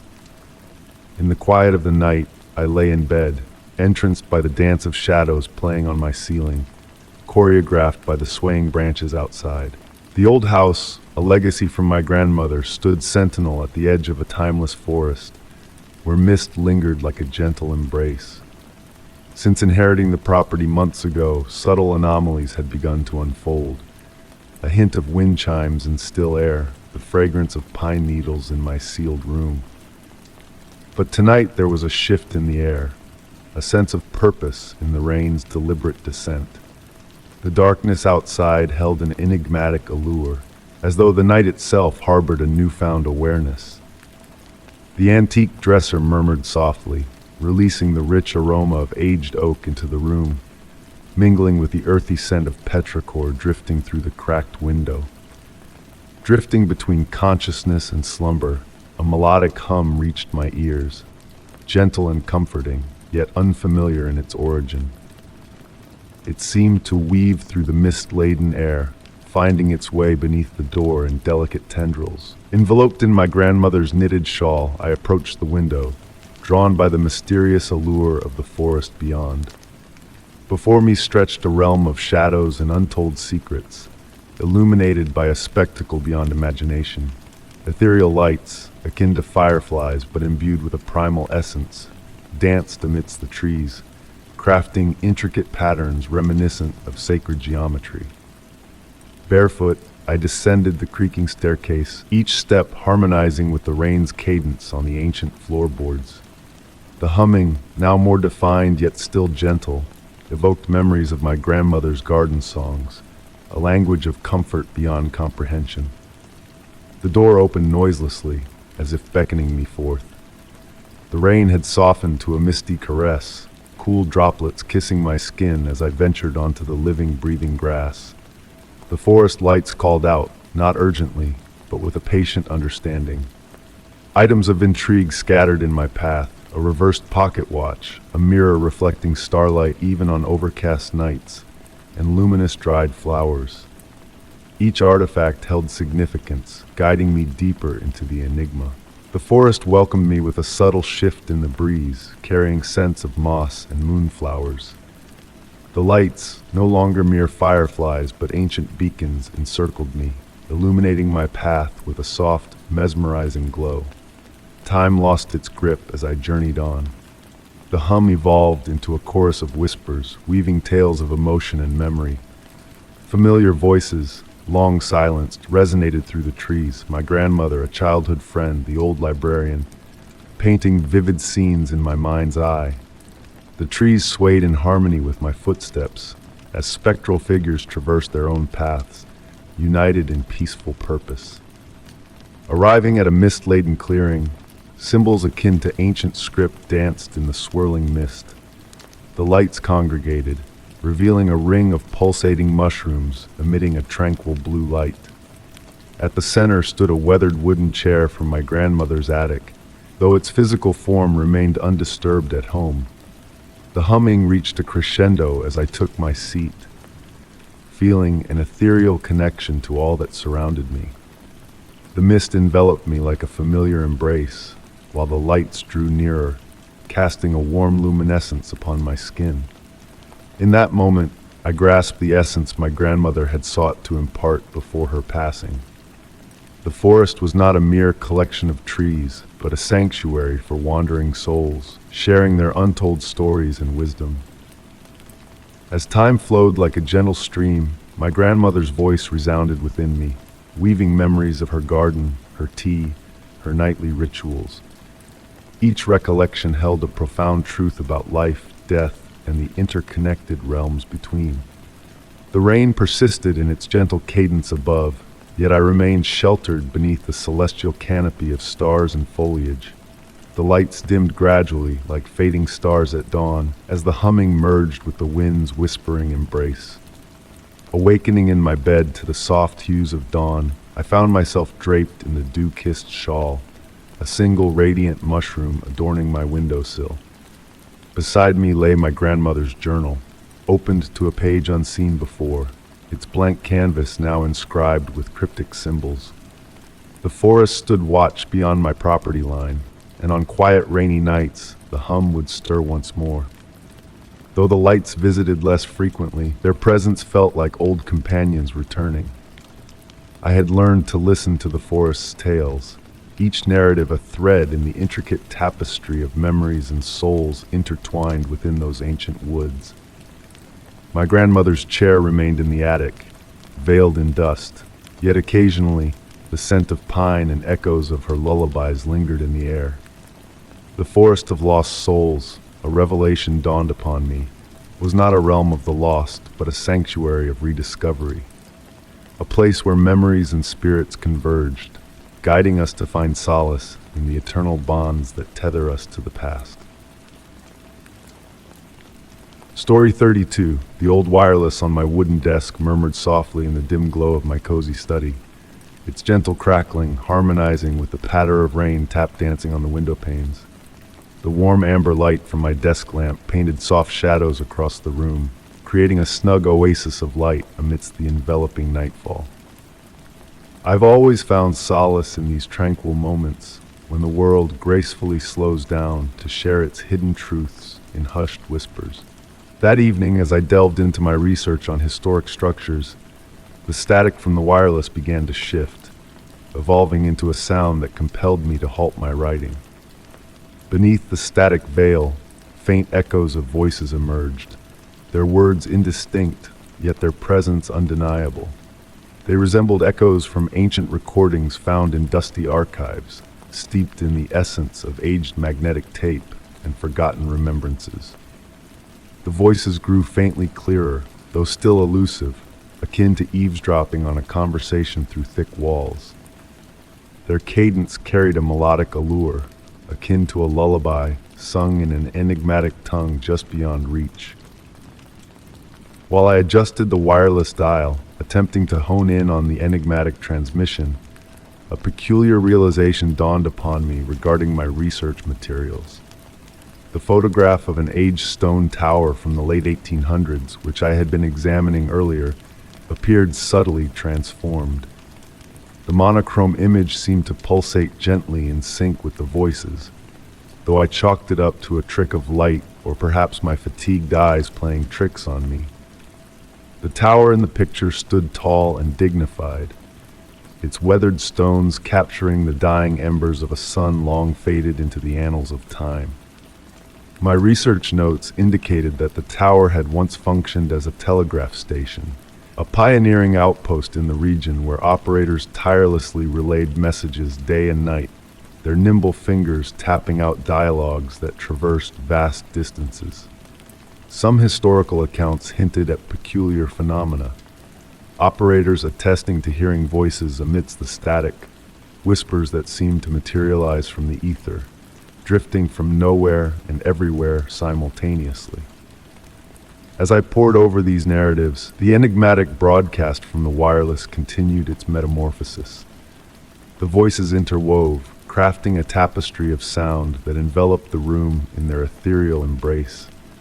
They narrated tales of distant lands and bygone eras, of missives dispatched but never received, of dialogues echoing through the ages like ripples on a tranquil pond. The rain outside intensified marginally, its rhythm synchronizing with the voice's melodic hum. The aged floorboards of my residence sighed softly, harmonizing with the symphony of sounds enveloping me. The aroma of ancient tomes and rain-kissed earth wafted through the chamber, cultivating an ambience that felt both familiar and uncannily mystical. Within the photograph, the tower's windows seemed to shimmer with an ethereal luminescence, though I knew such a phenomenon was implausible in a monochromatic image from antiquity. The longer I gazed at it, the more I sensed an inexorable pull into its history, as if the stone walls themselves were endeavoring to impart their tales through the enigmatic broadcast saturating my study. I found myself transcribing not solely the historical minutiae of the tower, but also the emotions and sensations enveloping me in that ephemeral instance. The way the voices seemed to convey sentiments rather than words, the subtle fluctuations in the static mimicking the ebb and flow of human speech, the peculiar kinship between the photograph and the sonorous ambience enshrouding me. The hours cascaded akin to autumn leaves on a gentle zephyr. The voices sustained their ethereal chorus, never quite crystallizing into intelligible words, yet imprinting profundities that nestled within my psyche. They spoke of solitude and kinship, of messages traversing vast expanses of both space and time, of the innate human impulse to bridge connections and commune with other souls through any available conduits. As the midnight hour loomed, heralded by the tender chimes of my grandfather's clock in the corridor, the voices began to wane. They ebbed gradually, akin to waves receding from the shore, leaving behind echoes that lingered in the recesses of my mind. The wireless's static reverted to its customary pattern, though it seemed subtly altered, as though harboring latent messages awaiting discovery. The photograph of the tower remained perched on my desk, its visage unaltered from when I first scrutinized it hours earlier. The windows no longer exuded a spectral radiance, and the stones appeared as immutable and steadfast as they had been in the era the picture was captured. Yet, a change had transpired, not in its physical form, but in my perception of it. I gingerly ensconced the photograph within my research dossier, noting the cool touch of the paper against my skin, as though it had absorbed the enigmatic energies of the evening. The rain had tapered to a gentle mist outside, veiling the world in a cloak of tranquil contemplation. That night, as I readied myself for slumber, the echoes of the voices from the wireless lingered in my ruminations. They left me not with trepidation or disquiet, but with a profound sense of unity with the past, with the myriad individuals who had disseminated their thoughts and sentiments into the world via diverse mediums across the epochs. The tower in the photograph transcended its role as a mere telegraph station. It stood as a conduit between spirits, a repository of human experiences that reverberated through time. Drifting into the realm of dreams, I discerned whispers of those gentle voices, narrating tales that hovered just beyond my grasp. They reminded me that certain enigmas are not meant to be unraveled, but rather savored and contemplated, akin to the gentle serenade of rain against window panes, or the interplay of shadows in a softly illuminated chamber. The tower remained immutable in its portrait, safeguarding its enigmas, awaiting other auditors to unearth the murmurs of yesteryears that still lingered in the static amidst stations, in the interstices between moments, at the ethereal threshold between wakefulness and reveries. Story 33. The gentle murmur of waves caressing the ancient stones filled the night air as I strolled along the rugged coastal path.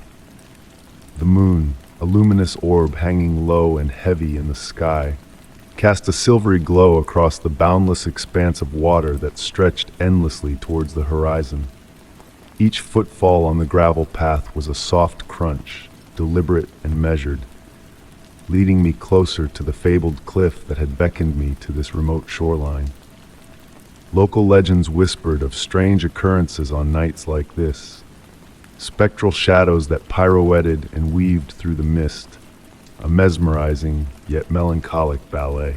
As an investigator of atmospheric marvels, I had initially dismissed these folklore tales as mere superstition. However, after months of collecting first-hand anecdotes and historical accounts, the consistency in the narratives had stirred a scientific curiosity within me. The air grew chillier as I approached the cliff's edge, carrying with it the tang of seaweed and something elusive, something ancient and enigmatic that lingered in the breeze. The rocky path began to narrow, urging me to slow my pace. My fingertips grazed the rough cliff wall, feeling the moistness of sea spray and the eons of erosion etched into the stone. Here, the sounds of the waves shifted subtly, taking on a melodic quality as they reverberated through hidden caverns beneath. The wind joined in, creating eerie whistles as it meandered through the weathered formations of rock, harmonizing with the ocean's rhythm. These natural symphonies intertwined in a mesmerizing blend, blurring the boundaries between each sound. Rounding the final bend, the cliff's precipice loomed before me. Worn steps of ancient stone, smoothed by the relentless tides, led down to a natural platform that extended over the restless waters below. The moonlit world was painted in shades of silver and deep blue, casting shadows that seemed to hold profound significance. The mist rising from the sea swirled in mysterious patterns, defying the wind's direction. Setting up my instruments with practiced efficiency, I began documenting the unusual atmospheric conditions. The temperature was notably cooler than anticipated, the humidity unusually high, and the wind patterns erratic and capricious. Yet it was the readings from my electromagnetic field detector that hinted at something truly extraordinary unfolding. The needle of the detector swayed in a rhythmic dance, akin to a heartbeat, hinting at a pulse within the unseen energies surrounding me. As the night deepened, the mist started to behave in inexplicable ways, coalescing into defined shapes, elegant silhouettes that waltzed and twirled at the edge of perception. Initially, I attributed it to a play of light and shadow, coupled with the hypnotic allure of the waves below. But as I observed, the shapes evolved into purposeful movements, a dance that defied logic. They pirouetted. There was no denying it. The shadows glided through the mist in intricate choreography, performing an ancient, sorrowful ballet. Their movements spoke of joy and sorrow, of love and loss, of narratives woven through the ages on this very cliff. The longer I gazed, the more individual figures emerged, some dignified and statuesque, others nimble and fleeting, each with their unique way of traversing the night air. While my scientific instruments continued to record data, the readings became nonsensical. Temperatures fluctuated abruptly. The electromagnetic field detector pulsed in synchrony with the dancing shadows. My cameras captured only swirling mist, failing to document the elaborate display unfolding before my eyes. Time seemed to lose its meaning as I stood transfixed by the ethereal spectacle. The moon traced its path across the sky, and still the shadows waltzed on. A profound tranquility enveloped me as I absorbed the rhythmic movements, the gentle whispers of the waves, and the cool caress of the mist. Gradually, a melodic hum, or something akin to music, rose from the depths beneath the cliff. It was a harmony unlike any heard before, a blend of whale song, wind through ancient stones, and an essence entirely otherworldly. The shadows synchronized perfectly with this mystic melody, their dance growing more intricate and poignant. As dawn neared, the shadows began to fade, their movements slowing to deliberate gestures.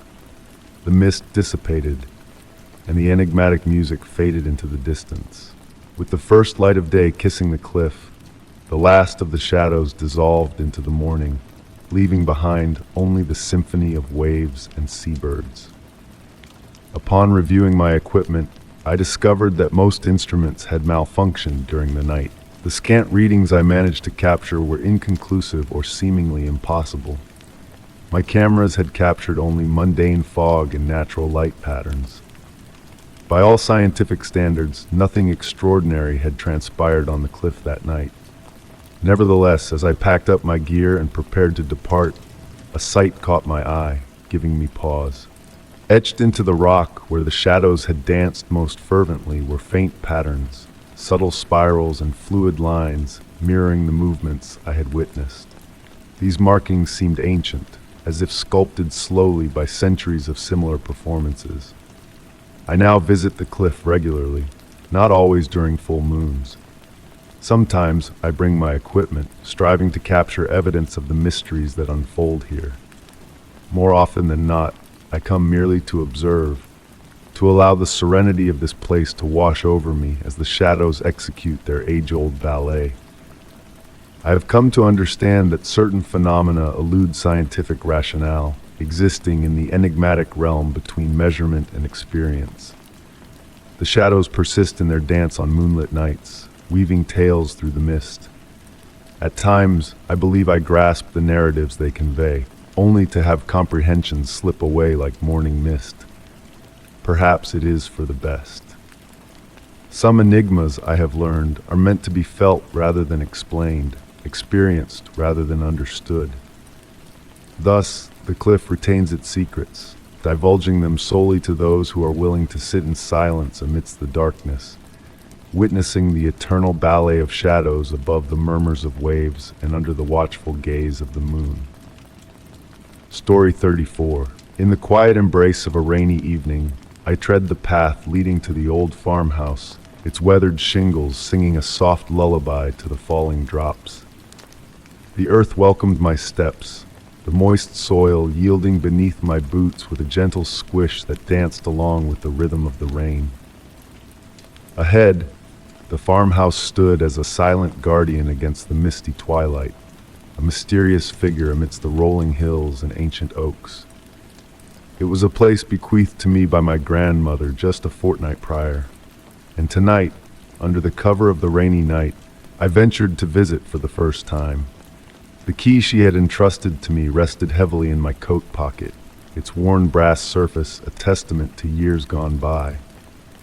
As I neared the entrance, a flicker of warm light beckoned from a second-floor window, a curious anomaly in the deserted facade. The scent of damp earth and decaying leaves enveloped me as I approached the front porch, each creaking step a whispered secret shared by the aged wooden planks. Somewhere in the distance, wind chimes sang a haunting melody, their ethereal notes intertwining with the steady patter of raindrops. With a sense of inevitability, the key slid effortlessly into the lock, and the door swung open with a melancholic groan, revealing the mysteries that lay within.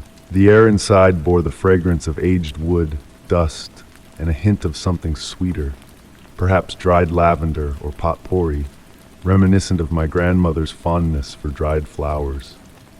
Fumbling in the dim light, I found the switch and illuminated the foyer with the soft glow of an antique chandelier, casting shadows of nostalgia across the familiar entrance hall. The wallpaper, faded yet elegant, adorned the walls with climbing roses, while the staircase beckoned with its graceful curve and gleaming banister. Yet, amidst the echoes of the past, subtle disturbances caught my eye. The misplaced angle of a small table, the peculiar patterns in the disrupted dust, whispering of unseen movements. Intrigued, I ventured further into the house, drawn towards the living room where white-draped furniture stood like phantoms in the subdued light. Amidst the ghostly shapes, an uncovered armchair faced the cold fireplace, a solitary teacup on a side table beside it, its contents long vanished, leaving behind a haunting reminder of bygone days. The grandfather clock in the corner marked the passage of time with a deep, resonant voice, its steady ticking a reverberating echo in the silent room. As I observed the clock's hands frozen at midnight, a discrepancy with the early evening hour shown on my watch. A soft thud from above drew my attention upward. It was a gentle sound, like a book finding its place on a wooden floor, emanating from the source of the flickering light I had seen from outside. Curiosity mingled with trepidation as I ascended the stairs, each creaking step a whispered invitation into the unknown. The second-floor hallway stretched before me, its polished floorboards gleaming softly in the lamplight that spilled from beneath one partially open door, my grandmother's study. A warm golden glow seeped into the darkness, carrying the scent of chamomile tea, a fragrance so fresh it stirred memories long forgotten. Pushing the door open, I entered a realm suspended in time, where an oil lamp burned steadily on the desk, its flame unmoved by the whispers that caressed the room. Books lined the walls, their leather bindings a mosaic of muted hues, surrounding my grandmother's cherished roll-top desk, adorned with neat stacks of letters written in her familiar hand. The topmost letter bore a date that defied logic, its ink shimmering in the lamplight, beckoning me with words of guidance and revelation. As I read her words, a soft chiming filled the room, drawing my gaze to the window where no wind chimes hung, yet their ethereal melody lingered in the air. A spectral symphony. Seated in the leather chair, enveloped by the warm glow of the lamp and the gentle rain outside, I embarked on a journey of discovery, guided by the letters left behind. Each word held a promise of understanding, each sentence a clue to unravel the mysteries that lay dormant within the walls of the old farmhouse. The night unfolded like a dream, the rain a soothing backdrop to the enigmatic tale that unfurled with each letter read by lamplight. In the quiet embrace of the room, where memories intertwined with secrets, I delved into a narrative woven with threads of the past and present, where time held no sway and the grandfather clock whispered of hidden truths. As the oil lamp flickered in response to unseen forces, I knew that this night was but the prelude to a story that awaited its telling, a tale of family legacy and forgotten lore waiting to be unveiled under the watchful eye of the old farmhouse and the mysterious wind chimes that sang in the night. Story 35. In the soft patter of rain against my window, a tranquil melody unfolded as I sat in my study, surrounded by ancient tomes and the gentle glow of my reading light. Each weathered leather volume on my shelves held its own tale, but none quite as peculiar as the one awaiting me. As night settled in, a deep resonance stirred in the air, faint at first, like a distant memory rather than a sound. Intrigued by the legends of the lake near my home, especially the story of the submerged bell tower hidden beneath its dark waters, I felt a mysterious pull that I couldn't resist.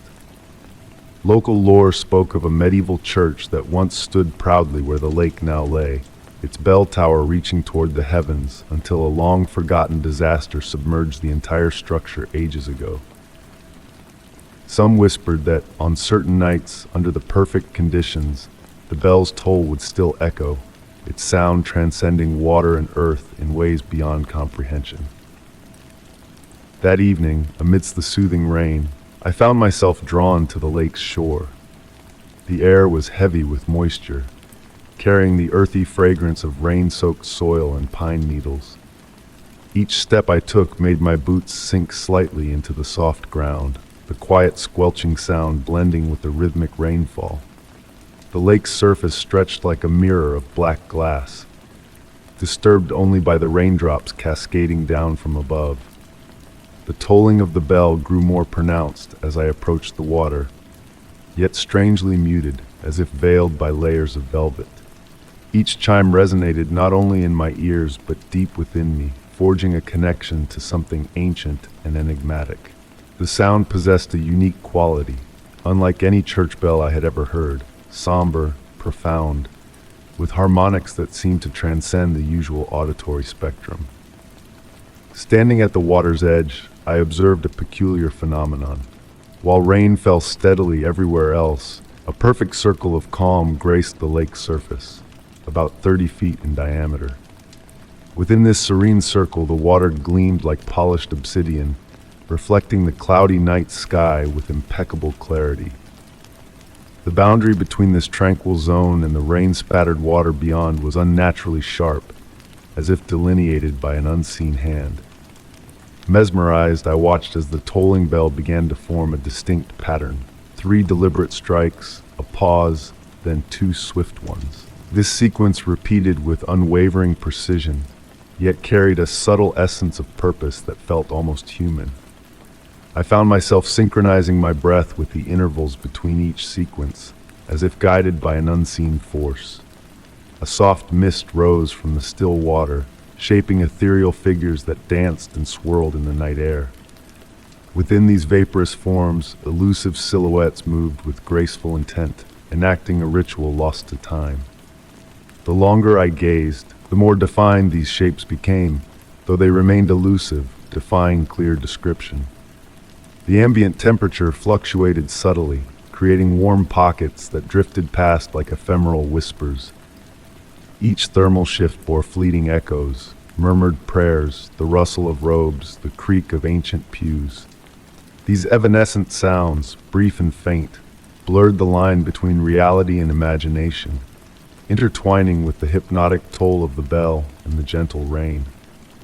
Lost in the otherworldly display, time seemed to lose its grip on me, measured not in minutes but in the bell's steady cadence.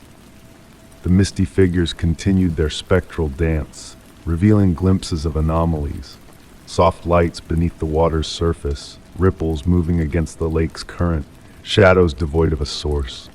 As night deepened, the calm circle of water began to rotate slowly, forming a graceful vortex that entranced the misty figures within. The bell's toll shifted, its resonance transcending the realm of water, resonating through the layers of time itself. New notes emerged, existing between conventional tones, as the rotation accelerated in a mesmerizing ballet of motion. The mist-shrouded figures elongated and contracted in harmony with the swirling water, hinting at a grander design beyond my grasp. And then, as subtly as it had begun, the phenomenon waned. The calm circle dissipated, yielding to the rain's embrace, while the bell's toll faded into a mere whisper on the edge of perception. The mist figures dispersed, leaving behind a fleeting memory of their enigmatic performance. Standing in the gentle rain, I felt no fear, no need for immediate understanding. Instead, a profound peace enveloped me, as if I had glimpsed a realm between reality and dreams. The experience left me with unanswered questions, but they were questions of comfort, inviting contemplation rather than swift resolution. Returning home through the rain-soaked night, the echo of the submerged bell lingered within me, a subtle vibration connecting me to something ancient and vast. My footsteps naturally fell into the rhythm it had established, my breath echoing the memory of its toll. In my study, I sought to capture the ineffable encounter in words, knowing their inadequacy to convey the depth of what I had witnessed. The rain continued its gentle lull against the window, carrying the echo of the bell that beckoned to those who dared to listen, weaving tales beyond ordinary comprehension. As I drifted into sleep that night, I understood that certain mysteries are not meant to be unraveled but savored, their wonder enriching our lives. The submerged bell would continue its nocturnal serenade, its purpose as unfathomable as the depths from which it tolled, and perhaps that enigmatic allure was precisely as it should be.